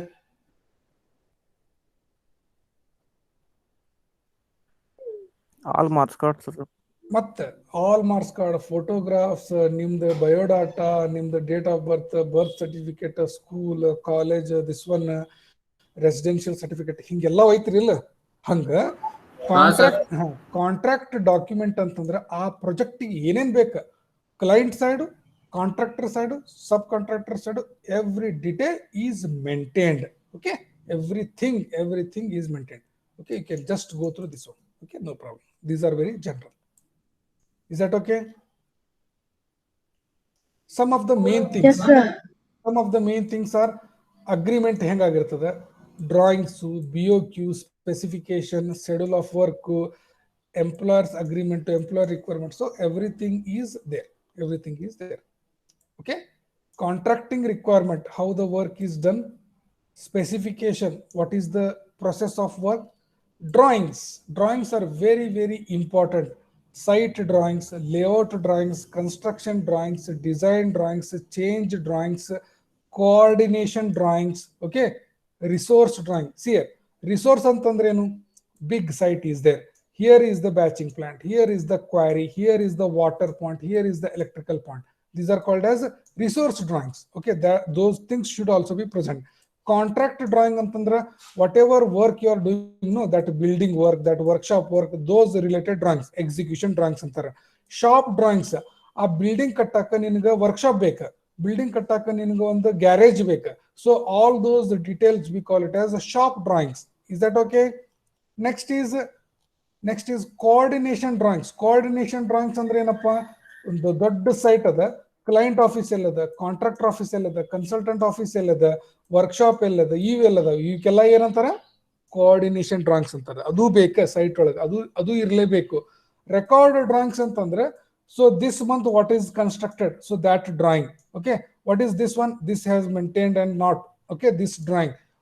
ಈಗ ರೆಕಾರ್ಡ್ ಮೇಂಟೈನಿಂಗ್ ಡ್ರಾಯಿಂಗ್ಸ್ ಅಂತಾರೆ ಅಂದ್ರೆ ಯಾವ್ಯಾವ ವರ್ಕ್ ಎಷ್ಟೆಷ್ಟು ಮುಗ್ದದ ಅನ್ನೋದ್ರದ್ದು ರೆಕಾರ್ಡ್ ತೋರಿಸ್ತದೆ. ಎಲೆಕ್ಟ್ರಾನಿಕ್ ಮಾಡಲ್ಸ್ ಅಂದ್ರೆ ನವ ಡೇಸ್ ನಾವು in computer it self we can give so many drawings, those things are called as electronic models ಅಂತ ಹೇಳ್ತಾರೆ. ಇಷ್ಟು ಅದ್ರ ಬಗ್ಗೆ ಏನು ಡಿಟೇಲ್ ಬೇಡ. ಇವೆಲ್ಲ 3D modelling, electronic modelling, there day to day structure, day to day progress of work. So every detail is maintained in electronic media using a computer. Okay, these things are called as electronic models ಅಂತ ಹೇಳ್ತಾರೆ. Is that okay? Yes, sir. Apart from Yes, sir. that, what should maintain Yes, sir. revisions, clarifications, modification ಅಂದ್ರೆ ಇವಕ್ಕೆಲ್ಲ ಏನಂತಾರಪ್ಪ, ಒಂದು word ಕೊಟ್ಟಿದ್ದೆ ನಾ yesterday class ಒಳಗೆ. ಇವಕ್ಕೇನಂತಾರ ಬರ್ದೆ ನೋಡ್ರಿ ಅಲ್ಲಿ. Variation. Very good. ಇವಕ್ಕೆಲ್ಲ ಏನಂತಾರೆ ವೇರಿಯೇಷನ್ಸ್ ಅಂತಾರೆ. Actual contract at the start of the time ಏನಿತ್ತು ಅದನ್ನ ಬಿಟ್ಟು ಏನೇನು ಚೇಂಜ್ ಆಗ್ತಾ ಇದೆ, ರಿವಿಷನ್, ಕ್ಲಾರಿಫಿಕೇಶನ್, ಮಾಡಿಫಿಕೇಶನ್. ಸೊ ಅದ್ರ ಬಗ್ಗೆನೂ ರೆಕಾರ್ಡ್ ಮೇಂಟೈನ್ ಮಾಡಬೇಕು. Is that okay for every one? Yes, sir. Yes, sir. Yes, sir. Okay. Now some tools and techniques for proper administration. Fixed question ಇವೆಲ್ಲ. Explain contract management and administration. What are the principles and practices to be followed? ಇಷ್ಟ question ಹೇಳ್ತಾರ ಅವ್ರು, ನೀವು ಎಲ್ಲ ಬರೆಯಬೇಕು. Okay. One is project management discipline. ನೀವು 5th semester 6th ಸೆಮಿಸ್ಟರ್ದೊಳಗೆ ಒಂದು subject ಇತ್ತು ಗೊತ್ತಾ, ಏನದು? ಪ್ಲಾನಿಂಗ್ ಶೆಡ್ಯೂಲಿಂಗ್ ಅಂತ ಇತ್ತು, ಹೌದಾ?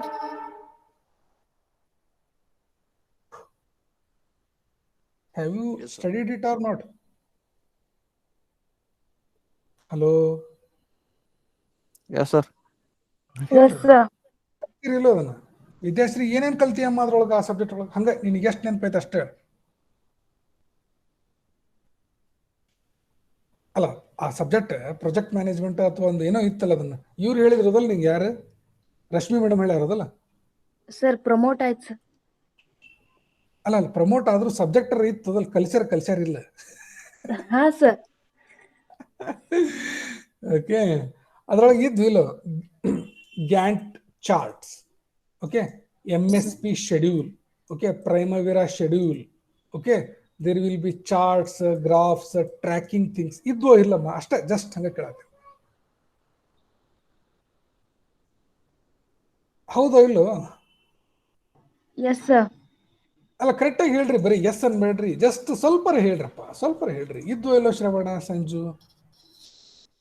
ಹಾ ಸರ್, ಇದ್ದು ಸರ್, ಇದ್ದು ಸರ್. ಹೌದಾ? ಓಕೆ. ಸಂಜು, ಹಂಗಂದ್ರೆ ನೀನು ನೆನಪಿಲ್ಲ ಅಂದ್ರೆ ಹೆಂಗೋ Sanju?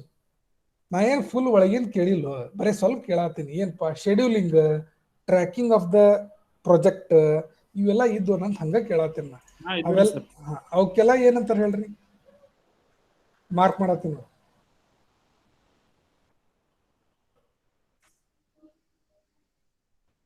Project management discipline, sir. Project management discipline, tools, techniques, procedures ಅಂತ ಹೇಳ್ತಾರೆ. ಇನ್ನೊಂದು ಕಾಂಟ್ರಾಕ್ಟ್ ಅನಾಲಿಸಿಸ್ ಅಂಡ್ ಪ್ಲಾನಿಂಗ್. ಏನಿಲ್ಲ ಇದು ಕಾಂಟ್ರಾಕ್ಟ್ ಅನಾಲಿಸಿಸ್ ಅಂಡ್ ಪ್ಲಾನಿಂಗ್ ಅಂತಂದ್ರೆ, ಕಾಂಟ್ರಾಕ್ಟ್ ಸ್ಟಾರ್ಟ್ ಹೆಂಗಾಗ್ಬೇಕು, ಯಾವ ತರ ಕಾಂಟ್ರಾಕ್ಟ್ ಕೊಡ್ಬೇಕು, what is the planning to call the tender, selection tender, awarding the tender, execute the tender, closing the tender. This is nothing but your analysis and your planning. Okay, these are called as administration. And what is this kick off meeting, pre performance conference? ಏನಪ್ಪ ಇದು ಅಂದ್ರ, tender award ಆಯ್ತು, ಯಾರಿಗಾಯ್ತು? ಒಬ್ಬ ಕಾಂಟ್ರಾಕ್ಟರ್ಗೆ award ಆಯ್ತು. Project start date ಕೊಟ್ರು. Project start date, after giving that project started, before that at least 10 days, 15 days, 20 days, 1 month before, there is a meeting. That meeting name is called as kick-off meeting. ಏನು ಹೇಳ್ತಾರೆ ಅದಕ್ಕೆ? Kick-of meeting. Kick-of meeting ಅಂತಂದ್ರೆ, ನೀವು IPL match ನಡೆಯೋಕ್ಕಿಂತ ಮುಂಚೆ ಎಲ್ಲ ಟೀಮಿನ ಕ್ಯಾಪ್ಟನ್ಗಳನ್ನ ಕರೆಸಿ ಒಂದು meeting ಮಾಡ್ತೀರಿ. ಏನದು?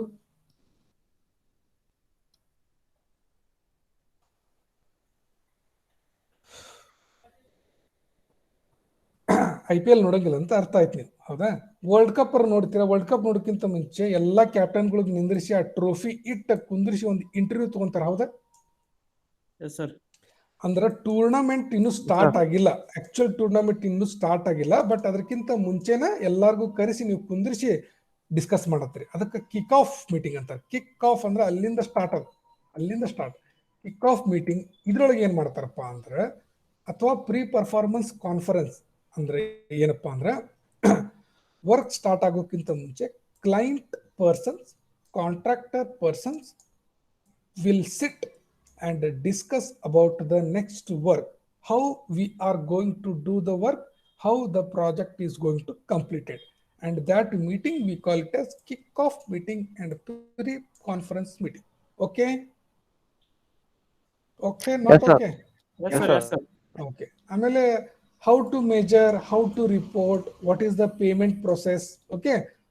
If any change is there, how to change the things, how to how to resolve the disputes, okay? And how to close the contract. So these are the things which have to be there in the administration. ಇವನ್ನೆಲ್ಲ ನಾ explain ಮಾಡೇನಿ, just you can go through. Is that okay? Yes, sir. Okay? Yes, sir. Okay. Yes, sir. The contract. This is the last part. What is this last part? Valuation. Valuation. ಏನದು valuation ಅಂದ್ರೆ? ಏನ್ ಹೇಳ್ರಿ valuation ಅಂದ್ರೆ ಏನ್ ಹೇಳ್ರಿ?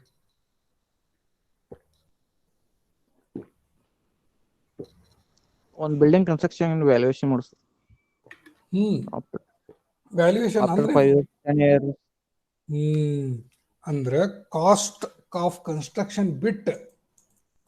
Construction ಬಿಟ್ ಅದರದ್ದು ಆ ಟೈಮ್ದೊಳಗ ವ್ಯಾಲ್ಯೂ ಏನದ, ಅದ್ರದ್ದು ವ್ಯಾಲ್ಯೂ ಎಷ್ಟದ, may be more than cost, may be less than that cost, or may be equal to the cost of construction. Is that okay? Yes, sir. Yes, sir. Sir. Yes, sir. Valuation is nothing but it is the utility or how much it is worth. Value will change from time to time, and it depends upon the demand and supply of that condition, supply and demand of the market condition, and what is the type of property. So it will depend upon them. So if more purchasers are there, then value is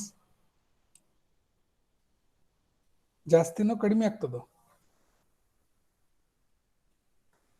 Depend on structure, sir. ಅಲ್ಲ, structure ಅಂಕಿ ಚಲೋ ಐತಿ, ಓಕೆಪ್ಪ. ನಾ ಏನ್ ಹೇಳತ್ತೀನಿ, purchasers ಖರೀದಿ ಮಾಡೋರು ಬಹಳ ಮಂದಿ ಬಂದ್ರ ಅಂದ್ರೆ ಅದ್ರದ್ದು ವ್ಯಾಲ್ಯೂ ಏನಾಕೈತಿ? ಸ್ವಲ್ಪ ಜಾಸ್ತಿ ಆಯ್ತು ಸರ್. ಕರೆಕ್ಟ್. ಖರೀದಿ ಮಾರೋರು ಕಡಿಮೆ ಅದಾರ, ಖರೀದಿ ಮಾಡ್ಕೊಳ್ಳೋರು ಕಡಿಮೆ ಅದಾರ ಅಂದ್ರೆ ವ್ಯಾಲ್ಯೂ ಏನಾಗ್ತದ? ಕಡಿಮೆ ಆಯ್ತು sir. That is the thing. That is what we call it as value. Is depends upon supply and the demand of market, first thing, and it will also change from time to time, second thing. Third thing is what? Property qualities. Is that okay? Now what is the purpose? Important question from the exam. 14 points are there. I will just go through 6 and 7. The remaining things you can just go through. When you require valuation, when you want to buy or sell, correct? When you want to give the tax, correct? When you want to fix the rent, correct? When you want to get the loans and mortgage, the time when you want to acquire a new thing, you want valuation. When you want to improve the existing condition, so that is called as the betterment charges. When you want to gift to your girlfriend, boyfriend, okay, so that time you have to give some tax, and that tax is fixed on the valuation. Howda? Partition, existing property is divided, okay, it has to be given to other person, that also we can have valuation. Insurance premium, you want to get insurance, so on that property, to give the insurance, that person will come and valuate that one. Depending upon the valuation, the premium is fixed. Premium ಅಂತಂದ್ರೆ ಏನು? Monthly ಅಥವಾ quarterly ತುಂಬ್ತಿರಲ್ಲ, ಅದಕ್ಕೆ premium ಅಂತಾರೆ. Okay, so these are some of the things required for valuation. Speculation ಅಂದ್ರೆ ಎದಕ್ಕೆ ಬೇಕು? Wealth tax ಅಂದ್ರೆ ನೀವು ನಿಮ್ ಕಡೆ 10 ಕೋಟಿ ರೂಪಾಯಿ ಐತೆ ಅಂತ ಇಟ್ಕೊಡ್ರಿ, ಐತೇನಪ್ಪ ಸಂಜು? ಇಲ್ರಿ ಸರ್. ಹೂ ಅನ್ನು, ನೀನು ಹೂ ಅಂದ್ರೆ ನಿಂಗೇನ್ ಪ್ರಾಬ್ಲಮ್? ಹೂ ಅಂದ್ರೆ ಏನಾಕೈತಿ ನಿಂಗೆ? 10 ಕೋಟಿ ರೂಪಾಯಿ ಐತೆ ಅಂತಂದ್ರೆ ನೀ ಅದಕ್ಕೆ 10 ಕೋಟಿ ಮೇಲೆ ಟ್ಯಾಕ್ಸ್ ತುಂಬದ್ ಬರ್ತೈತಿ. ನನ್ ಕಡೆ ಇಷ್ಟು ಪ್ರಾಪರ್ಟಿ ಐತಿ ಅಂತೇಳಿ ಟ್ಯಾಕ್ಸ್ ತುಂಬಬೇಕು. So that is called as wealth tax. ಎಷ್ಟೈತಿ ಪ್ರಾಪರ್ಟಿ ಅಂತ ನೀನು ಕ್ಯಾಲ್ಕುಲೇಟ್ ಮಾಡಕ್ಕೂ ವ್ಯಾಲ್ಯೂಯೇಷನ್ ಬೇಕು. ಪ್ರೊಬೇಟ್ ಅಂತಂದ್ರೆ ಏನು? ಈಗ ನೀನು ಒನ್ ಪರ್ಸನ್ಲಿಂದ ಇನ್ನೊಂದು ಪರ್ಸನ್ ಅಂದ್ರೆ ತಂದೆಯಿಂದ ಮಕ್ಕಳಿಗೆ ವಿಲ್ ಬರೀತಾರ ಗೊತ್ತಾ? ವಿಲ್ ಹಾ ಸರ್. ನಾ ಢಮ್ ಅಂದ್ಮೇಲೆ ಇವ್ನಿಗೆ ಇಷ್ಟು ಹೋಗ್ಬೇಕು ಅವ್ನಿಗೆ ಇಷ್ಟು ಹೋಗ್ಬೇಕು ಅಂತ ಬರೀತಾರ ಗೊತ್ತಾ? ಎಸ್ ಸರ್ ಎಸ್ ಸರ್ ಅದಕ್ಕೆ ಪ್ರೊಬೇಟಿಂಗ್ ಅಂತಾರ. ಪ್ರೊಬೇಟ್ ಮಾಡುವಾಗ ವ್ಯಾಲ್ಯೂಯೇಷನ್ ಬೇಕ, ಅದ್ರೊಳಗೆ ಬರೀತಾರ ಅವ್ರು ಕ್ಲಿಯರ್. ಇಷ್ಟು ಗುಂಟೆ ಜಾಗ ಮಾರ್ಕೆಟ್ ಪ್ರೈಸ್ ಇಷ್ಟಿದೆ, ಇಷ್ಟು ಲಕ್ಷ ಗಂಟ್ಲೆ ಇದೆ ಅಂತ ಬರೆದು ಕೊಡ್ತಾರೆ. ಅದಕ್ಕೂ ನಮ್ಗೆ ವ್ಯಾಲ್ಯೂಯೇಷನ್ ಬೇಕು. ಆಮೇಲೆ ಇನ್ಕಮ್ ಎಷ್ಟೈತಿ ಅಂತ ನಾವು ಇನ್ಕಮ್ ಟ್ಯಾಕ್ಸ್ ತುಂಬ್ತೇವಲ್ಲ ಸ್ಟ್ಯಾಂಪ್ ಡ್ಯೂಟಿ ಮಾಡಕ್ಕೆ, ಅದಕ್ಕೂ ಬೇಕಾ.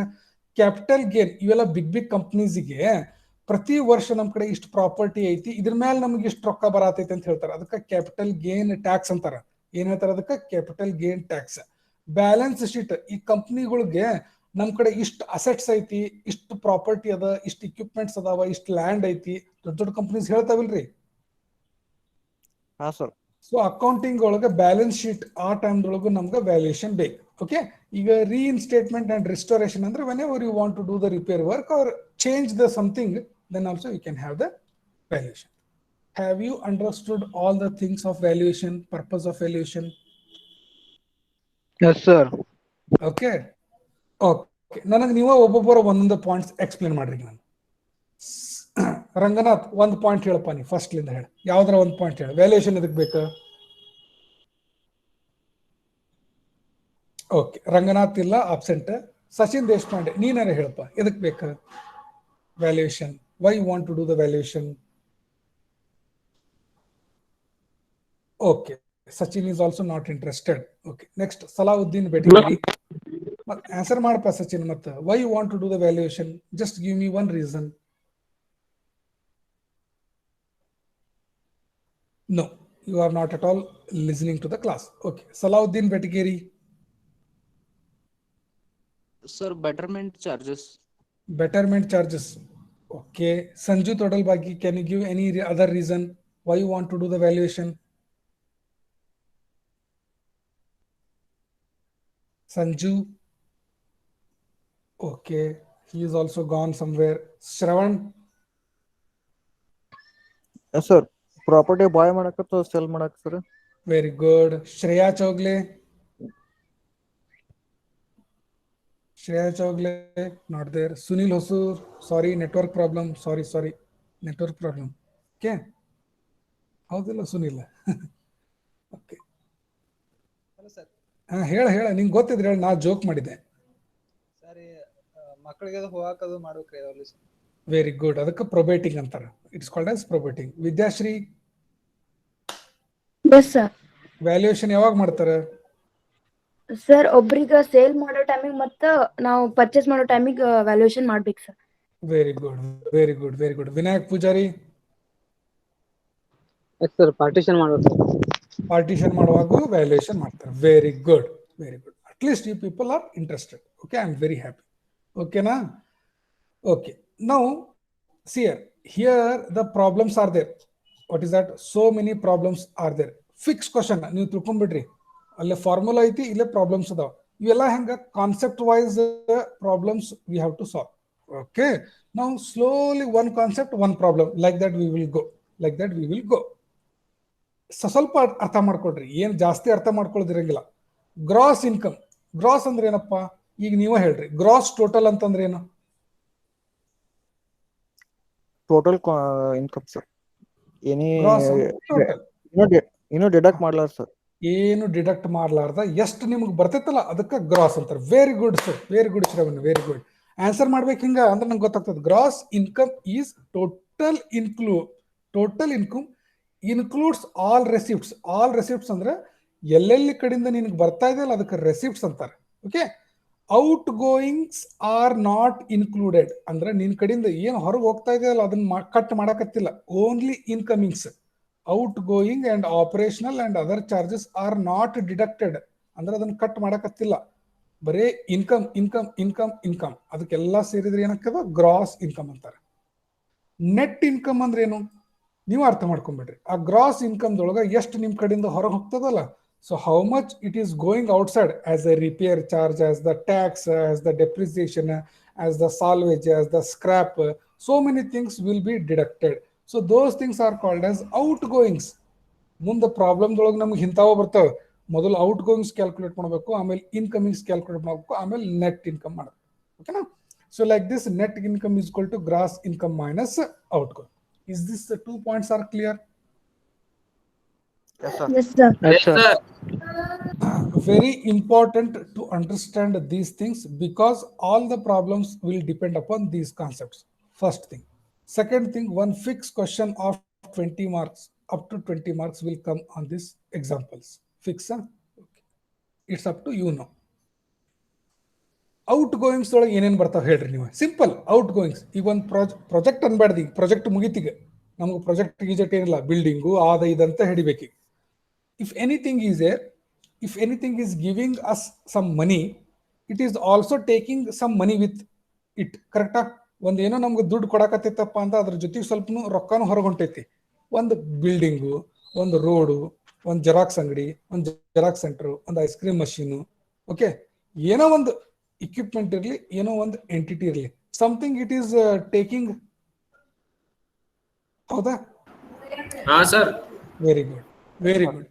ಯಾವ್ಯಾವ outgoings ಬರ್ತಾವಪ್ಪ?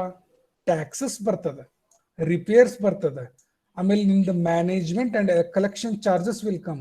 Sinking fund, that is one concept, I will take it last. Sinking fund is a deduction. Try to understand. It is a type of accumulated rent which is kept aside. ನಾವು ಅದನ್ನ ಸೈಡಿಗೆ ಇಡ್ತೇವೆ, ಅದಕ್ಕೆ sinking fund ಅಂತಾರೆ. Okay, ಅದಕ್ಕೆ ಏನದ?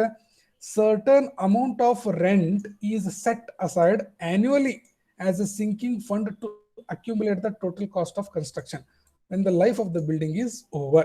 When the life of the building is over, ಅಂದ್ರೆ building life ಮುಗಿದ್ಮೇಲೆ ಸ್ವಲ್ಪ ಅಮೌಂಟ್ ಏನದ? ಯಾರದ? ಯಾರು ಮಾಡಿದ್ರದ? ರಂಗನಾಥ್, ನೀ ಮಾಡಿದ್ಯೋ? ಯಾರು ಮಾಡಿದ್ರದ?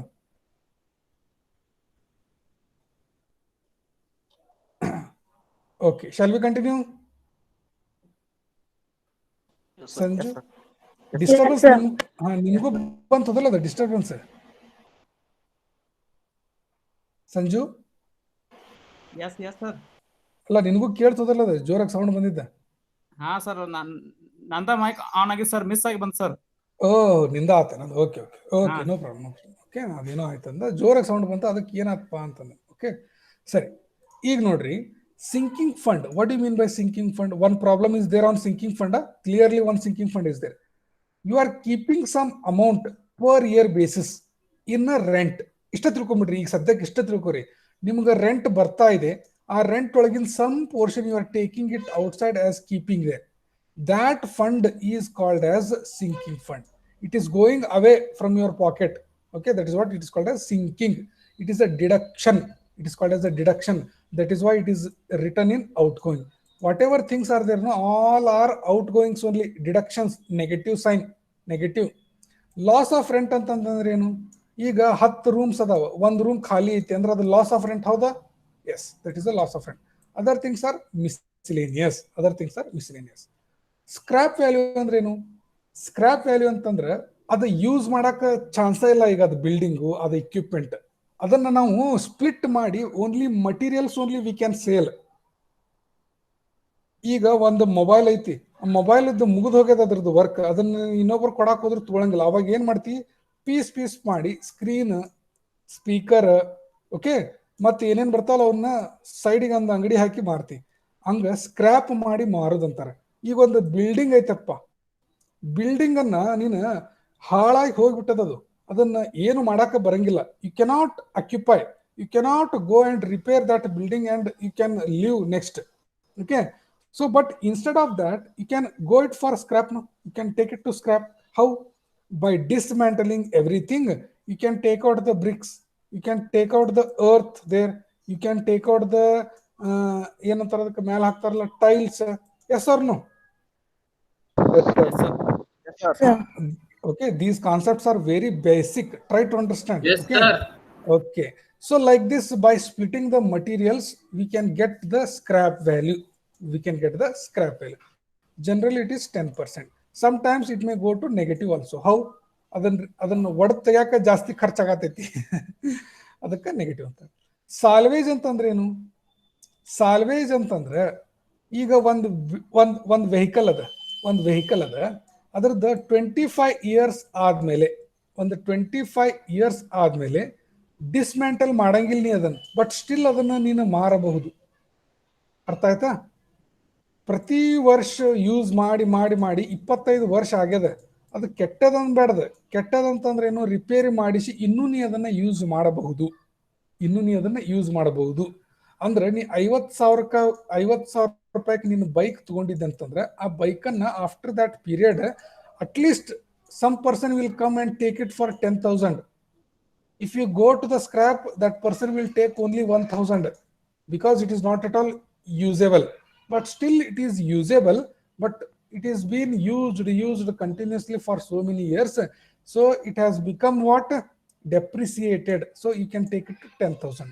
So at this value, we call it as what? ಏನಂತಾರ ಅದಕ್ಕ? Salvage value. ಸಾಲ್ವೇಜ್ ವ್ಯಾಲ್ಯೂ ಅಂತಾರ. ಈಗ ಫಸ್ಟ್ ಇಯರ್ ಹೊಸದಾಗಿದ್ದಾಗ 50,000, ಅದ ನೀ 2ನೇ ವರ್ಷಕ್ಕೆ ಮಾರಕ್ ಹೋದ್ರೆ 40,000 ತಗೊಂತಾನೆ, 3ನೇ ವರ್ಷಕ್ಕೆ ಮಾರಕ್ ಹೋದ್ರೆ 30,000 ತಗೊಂತಾನೆ, 4ನೇ ವರ್ಷಕ್ಕೆ ಮಾರಕ್ ಹೋದ್ರೆ 20,000 ತಗೊಂತಾನೆ. ಹಿಂಗ ವರ್ಷ ಏನು ಕಡಿಮೆ ಆಗತೈತಿ, ಪ್ರೈಸ್ ಒಳಗೆ ಕಡಿಮೆ ಆಗತೈತಿಲ್ಲ. Understood this concept? Very important. So whatever price Yes, is sir. going down, no, so that is called as mark ಮಾಡತ್ತೆ ನೋಡ್ರಿ. ಏನಂತಾರೆ ಇದು? ಓದ್ರಿ.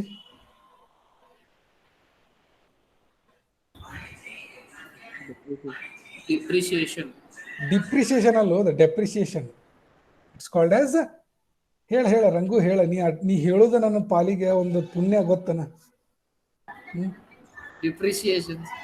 ಡೆಪ್ರಿಸಿಯೇಷನ್ ಅಂದ್ರೆ ಪ್ರತಿ ವರ್ಷ or for certain period of time the value of that thing is reduced by using that one. So that thing is called as a depreciation. Depreciation amount may be for that year, maybe for the total of that selling. Total 10 ವರ್ಷ ಆದ್ಮೇಲೆ depreciation ಬೇರೆ ಬರ್ತದೆ, 1 ವರ್ಷ ಆದ್ಮೇಲೆ depreciation ಬೇರೆ ಬರ್ತದೆ. Do you agree with this point? Yes, sir. Okay. Yes, sir. ಇನ್ನೊಂದು depreciation constant rate ಇರ್ತದೆ. ಅಂದ್ರೆ ಈ ವರ್ಷ ಇಷ್ಟ ಆದ್ರೆ ನೆಕ್ಸ್ಟ್ ಇಯರ್ನು ಅಷ್ಟ ಆಗ್ಬೇಕದ, ಅದ್ರ ನೆಕ್ಸ್ಟ್ ಇಯರ್ನು ಅಷ್ಟ ಆಗ್ಬೇಕು. ಅಂದ್ರೆ depreciation is generally constant. Scrap value ಹಂಗಲ್ಲ. Okay, that is what the difference I wanted to make. Okay, ಇದು difference between scrap and salvage. Scrap ಅಂದ್ರೆ ಏನು? Dismantled, everything is broken. But salvage ಅಂತಂದ್ರೆ ಏನು? It is the full not broken, but still property can be used. Okay, na? Okay. Now, scrap value is counted in the calculation of depreciation. Andre depreciation dolog scrap value add ಆಗ್ತದೆ, but salvage value ಒಳಗ ಅದು add ಆಗಂಗಿಲ್ಲ. depreciation ಅಷ್ಟು add ಆಗಂಗಿಲ್ಲ. Okay, ನಾ ಏನ್ ಇನ್ನೊಮ್ಮೆ repeat ಮಾಡ್ಲಿ, ಇನ್ನೊಮ್ಮೆ ಹೇಳ್ತೀನಿ ನೋಡ್ರಿ. ಇಷ್ಟ ತಿಳ್ಕೊಂಡ್ಬಿಡ್ರಿ. salvage ವ್ಯಾಲ್ಯೂ ಒಳಗ ಸ್ಕ್ರಾಪ್ ಬರಂಗಿಲ್ಲ, ತಿಳ್ಕೊಂಡ್ಬಿಡ್ರಿ. ಸ್ಕ್ರಾಪ್ ಅಂದ್ರೆ ಏನು? ಡಿಸ್ಮೆಂಟಲ್ ಮಾಡಿಬಿಟ್ರ. ಓಕೆನಾ? ಬಟ್ ಸ್ಕ್ರಾಪ್ ವ್ಯಾಲ್ಯೂ ಒಳಗ ಸ್ಯಾಲ್ವೇಜ್ ಬರತೈತಿ. ಸ್ಕ್ರಾಪ್ ಒಳಗ ಸ್ಯಾಲ್ವೇಜ್ ಬರ್ತೈತಿ, ಬಟ್ ಸ್ಯಾಲ್ವೇಜ್ ಒಳಗ ಸ್ಕ್ರಾಪ್ ಬರಂಗಿಲ್ಲ. ಅರ್ಥ ಆಯ್ತಾ ನಿಮ್ಗ? Yes, sir. ಏನ್ ತಿಳಿತ್ ನಿಮ್ಗೆ ಹೇಳ್ರಿ, ಉದಾಹರಣೆ ಕೊಟ್ಟು ಹೇಳ್ರಿ. ನೀವು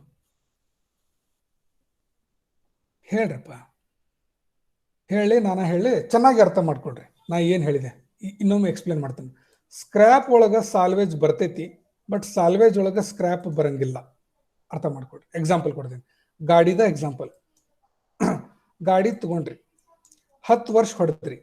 ಈ 10 ವರ್ಷ ಹೊಡೆದಾದ್ಮೇಲೆ ಎವ್ರಿ ಇಯರ್ ನಿಂದ ಅಮೌಂಟ್ ಕಡಿಮೆ ಹಾಕೊಂತ ಹೋಗಿದೆ. ಆ ಕಡಿಮೆ ಆಗಿ ಅದು 50,000 ಇದ್ದಿದ್ದ 10,000 ಆಯ್ತು. 10,000 ಆಯ್ತು. ಈ 10,000 ಯಾವ ವ್ಯಾಲ್ಯೂ ಅಂತಾರೆ? Salvage value, sir. ಈಗ ಈ 10,000 ರೂಪಾಯಿ ಸಾಲ್ವೇಜ್ ವ್ಯಾಲ್ಯೂ ಒಳಗೆ ಎಲ್ಲಾರ ಸ್ಕ್ರಾಪ್ ಹೇಳೇ ನನ್ನ? No, sir. ಹೇಳಿಲ್ಲಲ್ಲ. ಸೊ ಅದಕ್ಕೆ ಸಾಲ್ವೇಜ್ ಒಳಗ ಸ್ಕ್ರಾಪ್ ಬರಂಗಿಲ್ಲ. One thing. ಈಗ ಇದನ್ನ 50,000 ರೂಪಾಯಿ ಗಾಡಿನ ಪ್ರತಿ ವರ್ಷ ಕಡಿಮೆ ಹಾಕೊಂತ ಹೊಂಟದ. ಯಾಕೆ ಕಡಿಮೆ ಆಗತ್ತದ? ಡೆಪ್ರಿಸಿಯೇಷನ್ ಆಗತೈತಿ, ಅಂದ್ರೆ ಸಾಲ್ವೇಜ್ ಹಾಕೊಂತ ಹೊಂಟೈತದ. ಅರ್ಥನಾ? 10,000 ರೂಪಾಯಿನೂ ಆತ. ₹10 ಆದ್ಮೇಲೂ ಅದು ಗಾಡಿ ಓಡವಲ್ದು. ಅದನ್ನ ಏನ್ ಹೇಳ್ತಾನ, ನಾವು ಓಡೋದು ಮಾರ್ಬಿಡ್ತೇನೆ, ಸ್ಕ್ರಾಪ್ ಮಾಡ್ತೇನೆ ಅಂತಾನ. ಈಗ ಹೇಳ್ರಿ, ಈ ಸ್ಕ್ರಾಪ್ ಅಮೌಂಟ್ ಇಲ್ಲಿ ಬಂತಲ್ಲ, ಇದ್ರೊಳಗೆ ಇದು ಸಾಲ್ವೇಜಸ್ ಇನ್ಕ್ಲೂಡ್ ಆಗ್ಯಾವ? Yes sir. ಹೌದಲ್ಲ? Yes sir.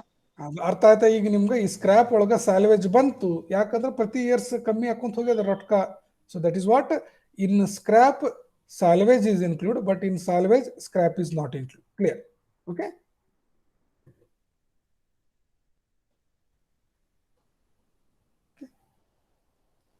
ಇದು ಸ್ಕ್ರಾಪ್ ಅನ್ನ ಮೈನಸ್ ಅಂತ ಕನ್ಸಿಡರ್ ಮಾಡಂಗಿಲ್ಲ, ಬಟ್ ಸಾಲ್ವೇಜ್ ಅನ್ನ ಮೈನಸ್ ಅಂತ ಕನ್ಸಿಡರ್ ಮಾಡ್ತಾರೆ. That is one difference. Okay, ಇದೇನಿದು ಮಾರ್ಕೆಟ್ ವ್ಯಾಲ್ಯೂ. ಮಾರ್ಕೆಟ್ ವ್ಯಾಲ್ಯೂ ಅಂದ್ರೆ ಆ ಪರ್ಟಿಕ್ಯುಲರ್ ಟೈಮ್ದೊಳಗೆ ಸೆಲ್ ಮಾಡೋ ಮುಂದೆ ಬೈ ಮಾಡೋ ಮುಂದೆ ಅವಾಗ ಏನಿರ್ತದಲ್ಲ ಅದಕ್ಕೆ ಮಾರ್ಕೆಟ್ ವ್ಯಾಲ್ಯೂ ಅಂತಾರೆ. ಟೈಮ್ ಟು ಟೈಮ್ ಚೇಂಜ್ ಆಗ್ತದೆ, ಡಿಮ್ಯಾಂಡ್ ಅಂಡ್ ಸಪ್ಲೈದೊಳಗೆ ಚೇಂಜ್ ಆಗ್ತದೆ. ಈಗ ಬುಕ್ ವ್ಯಾಲ್ಯೂ ಅಂದ್ರೆ ಏನು? ಬುಕ್ ವ್ಯಾಲ್ಯೂ ಅಂತಂದ್ರೆ ಆ ಅಕೌಂಟ್ ಬುಕ್ ಒಳಗೆ ನೀವು ತೋರಿಸ್ತೀರಿ, ಅದನ್ನು ಅಕೌಂಟ್ ಬುಕ್ ಒಳಗೆ ನೀವು ಅದನ್ನ ತೋರಿಸ್ತೀರಿ, ಅದಕ್ಕೆ book value. So there is an example or a problem how to calculate a book value that is there. Okay na? So book value is the amount shown in the account book after allowing necessary depreciation.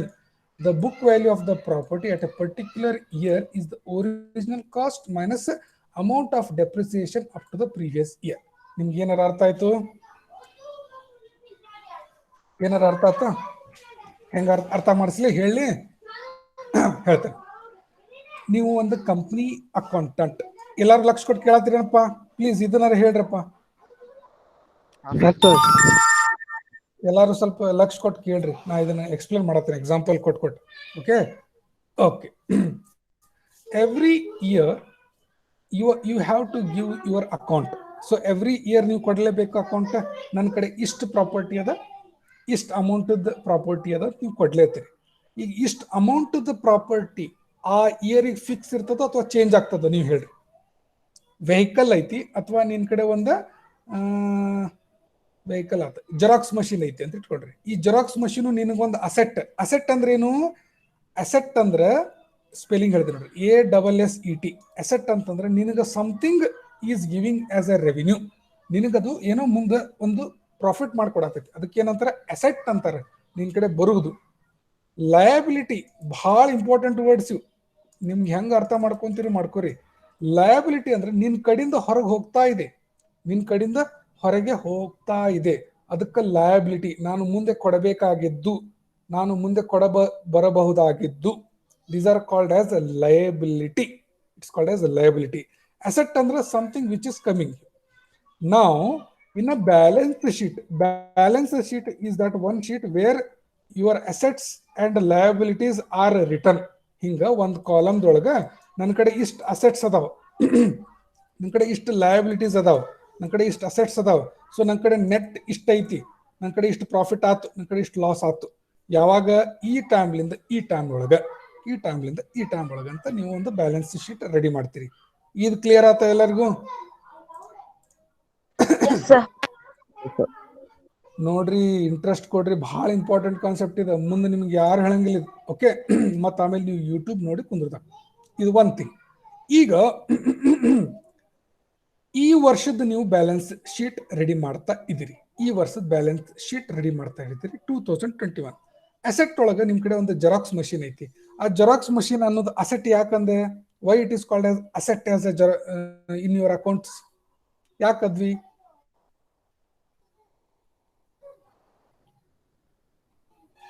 Vidyashree ಈಗಾರ ಹೇಳಿನ asset ಮತ್ತು liabilities. Asset Xerox machine ಅಂತ ಹೇಳಿದಿನ. ಯಾಕೆ? Revenue ಕೊಡ್ತದೆ sir. Very good, it is giving the revenue. ಅಂದ್ರೆ ನಾವೇನ್ ಮಾಡ್ತೀವಿ, ನನ್ನ ಕಡೆ ಇಷ್ಟು ಅಮೌಂಟ್ ಐತಿಪ್ಪ ಅಂತ ಹೇಳ್ತೇನೆ, ಇಷ್ಟು ಅಮೌಂಟ್ ಐತಿ ಅಂತ ಹೇಳ್ತೇನೆ ನಾನು. ಕರೆಕ್ಟಾ? ಇಷ್ಟು ಅಮೌಂಟ್ ಐತಿ ಅಂತ ನಾನು 10,000 ರೂಪಾಯಿ ಅಂತ ಬರಿತೀನಿ. ಅಲ್ಲಿ ಆ ಅಸೆಟ್ ಒಳಗೆ ಜೆರಾಕ್ಸ್ ಮಷೀನ್ ಮುಂದೆ 10,000 ರೂಪಾಯಿ ಅಂತ ಬರಿತೀನಿ. ಒನ್ ಥಿಂಗ್, ಅದು ಆ ವರ್ಷದ ಆತ. ಮತ್ತೊಂದು ವರ್ಷ ಆತ. ಒಂದು ವರ್ಷ ಆದ್ಮೇಲೆ ನೀ ಆ ಅಸೆಟ್ ಒಳಗೆ ಜೆರಾಕ್ಸ್ ಮಷೀನ್ ಒಳಗೆ 10,000 ರೂಪಾಯಿ ಬರಿತೀವೋ ಬೇರೆ ಬರಿತೀವೋ? ಲಾಜಿಕ್ ಥಿಂಕ್ ಮಾಡ್ರಿ, ಸಿಂಪಲ್ ಬರಿತೀರಿ. ಬ್ಯಾರೆ ಅಂದ್ರೆ ಏನ್ ಬರಿತಿ? ಅವಾಗಿನ ವ್ಯಾಲ್ಯೂ ಬರ್ತೀವಿ ಸರ್. Very good. ಅವಾಗಿನ ವ್ಯಾಲ್ಯೂ ನಿನ್ ಕಡಿಮೆ ಬರ್ತದೋ ಜಾಸ್ತಿ ಬರ್ತದೋ? ಕಡಿಮೆ ಬರುತ್ತೆ. ಕಡಿಮೆ ಕಡಿಮೆ ಬರ್ತೈತಿ. ಸರ್. Very good. ಆ ಕಡಿಮೆ ಬರ್ಬೇಕಂತಂದ್ರೆ ನೀನು ಏನ್ ಮೈನಸ್ ಮಾಡ್ತಿ? ಡಿಪ್ರಿಸಿಯೇಷನ್. ಡೆಪ್ರಿಸಿಯೇಷನ್ ಮೈನಸ್ ಮಾಡ್ತಿ. ಅಂದ್ರೆ ಈ ವರ್ಷಲಿದ್ದ ನೆಕ್ಸ್ಟ್ ಇಯರ್ ನೀ ಬರ್ಬೇಕಂತಂದ್ರೆ ಎಷ್ಟು ಡೆಪ್ರಿಷಿಯೇಟ್ ಆಗ್ತದ ಅದನ್ನ ತೆಗೆದ ಆ ವರ್ಷದ ವ್ಯಾಲ್ಯೂ ನೀ ಬರಿತಿ. ಹೌದಾ? ಸೊ ಹಿಂಗ ನೀನು ಈ ವರ್ಷ ಬರದೆ ಅಂದ್ರೆ ಆ ವರ್ಷ ನೀ ಬುಕ್ ಮಾಡಿದಿ ಅಂತ ಅರ್ಥ. ಈ ವರ್ಷ ಬರದೆ ಅಂದ್ರೆ ಇದಕ್ಕೆ ನೀ ಬುಕ್ ಮಾಡಿದಿ ಅಂತ ಅರ್ಥ. Same asset has different values in booking. Try to understand. Same asset has a different value in booking. Those things we generally call it as what value? ಯಾವ ವ್ಯಾಲ್ಯೂಸ್ ಅಂತ ಅದಕ್ಕೆ? Book value. ಅರ್ಥ ಆಯ್ತಾ ನಿಮ್ಗೆ? ಇದು ಈ ಕಾನ್ಸೆಪ್ಟ್ ಅರ್ಥ ಆಯ್ತಾ? ಹೌದು ಸರ್. ಓಕೆ. ಹಾಂ sir. Market value will suddenly change up and down, but book value for that year will remain same. ಒಂದ್ ವರ್ಷಕ್ಕೊಮ್ಮೆ ಮಾಡ್ತಾರೆ ಅದು ಬುಕ್ ವ್ಯಾಲ್ಯೂ ಅಂತ ಅಕೌಂಟ್ಸಿಗೆ. Okay. So book value is always okay, always entered after deducting the depreciation for every year. Okay. At the last time, for last one, all depreciation is gone. Okay. Salvage value is also gone. Now what book value you can write it there? Book value ಒಳಗೆ ನೀವು ಒಂದು ಏನಾರು ಬರಿಬೇಕಲ್ಲ. Very good, very good, very good. Now you are understanding these things. Okay. So in the account book, last entry for that asset will be scrap value. Understood, Vidyashri? Yes, sir. ನೀನ್ ನಿಜ ಹೇಳಮ್ಮ, ನಿನಗೆ ಚೆನ್ನಾಗಿ ಅರ್ಥ ಆಯ್ತು ಅಥವಾ ಹಂಗ ಅರ್ಥ ಆಯ್ತು ಹೇಳು. ಸರ್ ಅರ್ಥ ಆಗೈತೆ ಸರ್. ಸ್ವಲ್ಪ ಮಿಡಲ್ ನೆಟ್ವರ್ಕ್ ಹೋಗ್ತೈತೆ ಸರ್ ಅದಕ್ಕೆ.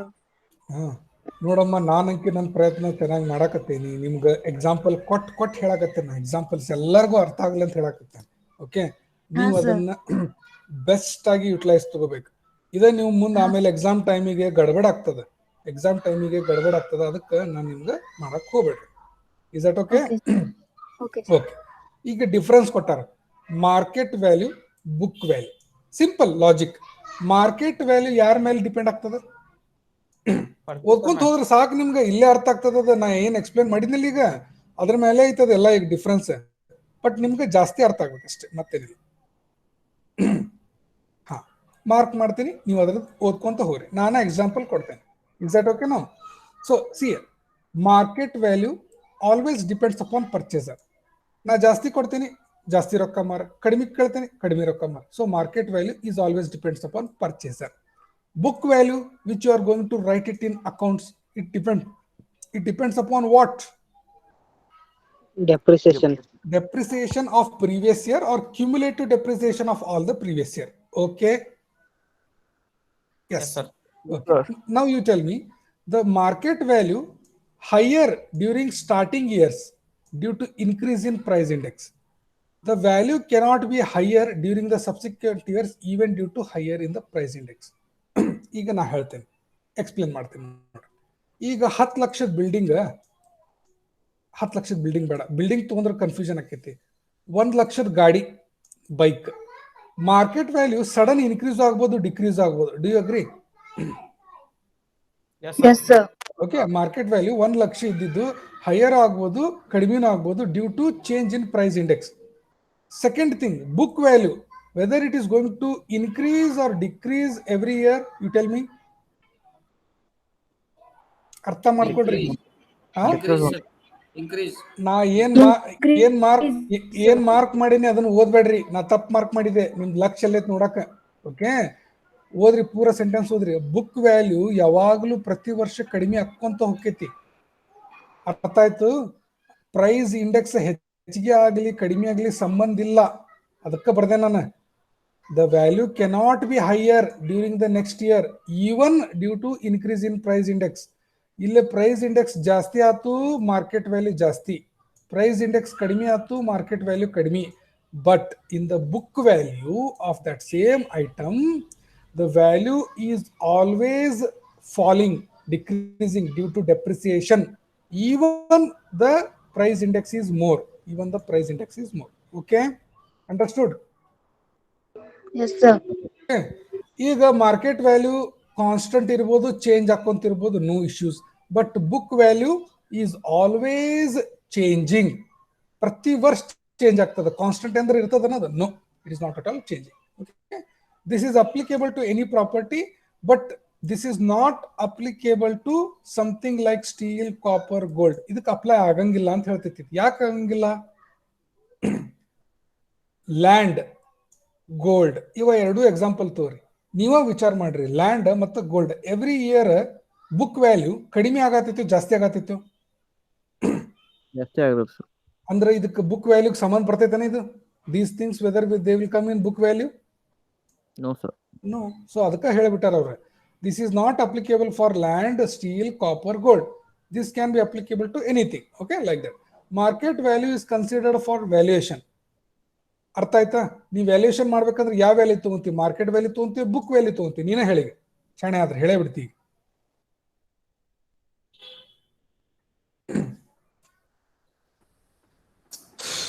Market value sir. Market value ತಗೊಂತಾರ. ಯಾವಾಗ್ಲೂ ನಾವು ಸೆಲ್ ಮಾಡ್ಬೇಕ, ಪರ್ಚೇಸ್ ಮಾಡ್ಬೇಕ ಅಂತಂದ್ರೆ ಮಾರ್ಕೆಟ್ ವ್ಯಾಲ್ಯೂ ತಗೊಂತೀವಿ ವ್ಯಾಲ್ಯೂಯೇಷನ್ ಮಾಡಕ್ಕೆ. ಬುಕ್ ವ್ಯಾಲ್ಯೂ ಯಾವಾಗ ತಗೊಂತೀವಿ? ಯಾವಾಗ ಹೆಲ್ಪ್ ಆಗ್ತದ ಬುಕ್ ವ್ಯಾಲ್ಯೂ? ನೀನೇ ಹೇಳ್ರಿ. Accounts of company. ಕಂಪ್ನೀಸ್ ಒಳಗ account statement every year they will give no budget accounts, ಅವಾಗ ಬುಕ್ ವ್ಯಾಲ್ಯೂ ತಗೊಂತಾರೆ. ಓಕೆ, ಇದು market value depends upon market condition, supply, demand, area, everything. But book value market ಒಳಗೆ ಏನೋ ಇರಲಿ change ಆಗಂಗಿಲ್ಲ, ಅಂದ್ರೆ depreciation ಮಾತ್ರ ಆಕೈತಿ. Is that okay? Yes sir. Very good. ನಾವು ಆಬ್ಸೊಲೆನ್ಸ್ ಅಂದ್ರೇನು?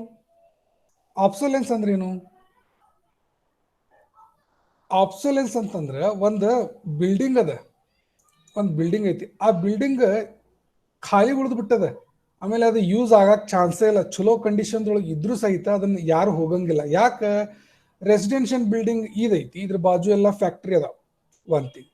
ಇದು ಹೋಗಾಕ ದಾರಿನ ಇಲ್ಲ, ಚಲೋ ಬಿಲ್ಡಿಂಗ್ ಕಟ್ಟ್ಯಾರ, ಹೋಗಾಕ ದಾರಿನ ಇಲ್ಲ, ಅಂದ್ರೆ ಏನೋ ಆಗ್ಬಿಟ್ಟೈತಿ. ಆಮೇಲೆ ಇದ್ರೊಳಗೆ ಏನೇನ ಎಲೆಕ್ಟ್ರಿಕ್ಸ್, ಪ್ಲಂಬಿಂಗ್ ಎಲ್ಲ ಅದಾವಲ್ಲ, ಅದೊಂದು ಭಾಳ ವರ್ಷದ ಹಳೇವದಾವ, ಅಂದ್ರೆ ಈಗಿನ ಜನಕ್ಕೆ ಅದು ಹೊಂದಂಗಿಲ್ಲ. ಅಂಡರ್ಸ್ಟ್ಯಾಂಡ್ ಆಯ್ತಾ? ಹಿಂಗೆಲ್ಲ ಪ್ರಾಬ್ಲಮ್ ಆಗಿ ಆಗಿ ಆಗಿ ಆ ಬಿಲ್ಡಿಂಗ್ ಯೂಸ್ ಆಗವಲ್. ಅದಕ್ಕೆ ಏನ್ ಹೇಳ್ತಾರ?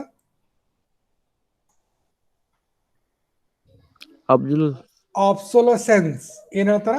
ಆಬ್ಸೊಲಸೆನ್ಸ್ ಅಂದ್ರ ಬಿಲ್ಡಿಂಗು ಅಥವಾ ಆ asset it is not at all getting used because of some conditions. Because of some condition, may be design ಹಳೇದಿರ್ಬೋದು, ಮೇ ಬಿ ಹೊಸ ಹೊಸ ಬಿಲ್ಡಿಂಗ್ ಬಂದಿರ್ಬೋದು, ಮೇ ಬಿ ಕನೆಕ್ಟಿವಿಟಿ ಇಲ್ಲ, ಮೇ ಬಿ ಇಂಡಸ್ಟ್ರಿ ಏರಿಯಾ, ಹಿಂಗೆ 108 ಕಂಡೀಷನ್ಸ್ ಇರ್ತಾವೆ.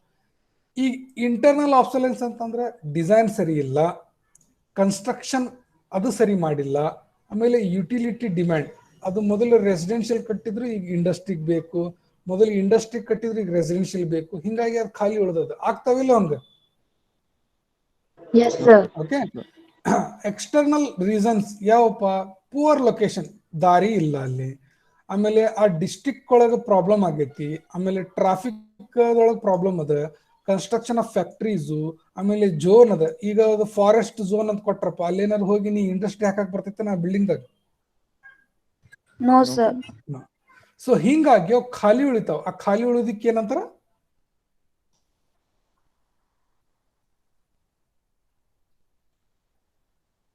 ಏನಂತಾರ? ಆಬ್ಸೊಲೆಸೆನ್ಸ್ ಅಂತಾರೆ. ಈ ಉಳ್ಕಿದ್ದು ಟರ್ಮ್ಸ್ ಮತ್ತು ಪ್ರಾಬ್ಲಮ್ಸ್ ನೆಕ್ಸ್ಟ್ ಕ್ಲಾಸ್ ತಗೊಳ್ಳೋಣ. ಹಾ sir. Tomorrow 12:30. Tomorrow 12:30 Yes, sir. Fix at.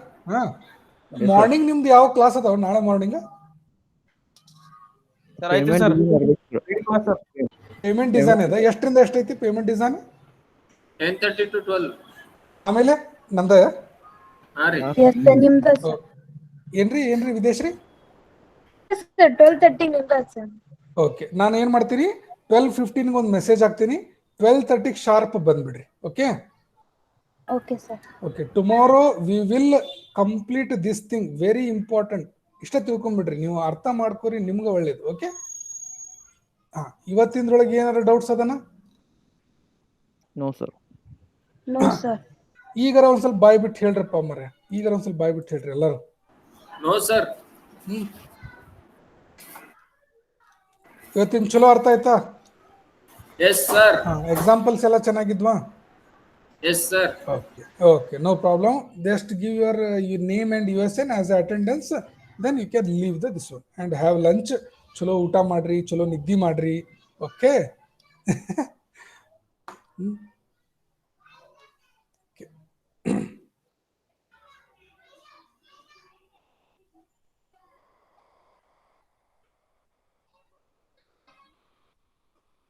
Okay, very good, very good. Okay, Vinayak Pujari answer ಮಾಡ್ಬೇಕ್ರಿ, ನಂಗೆ ಹೇಳಿ ಸಾಕಾತ್ರಿ. Shreya Chougle, see you are giving the attendance and whenever I call you, you are not at all responding. Is this a bad practice? Very bad practice. So many times I requested Shreya.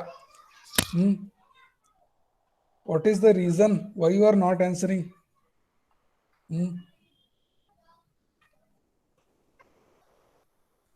I requested you people so many times. Very important. Okay, you can just leave the meeting, no problem. Okay, thank you very much. Have a nice time. Take care. Good lunch.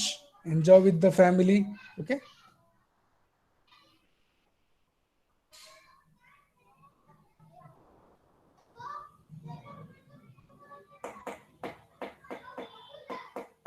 ಯಾಕೋ ರಂಗು ಹೋಗಿಲ್ಲ, ಸುಮ್ ಕುಂತಿ?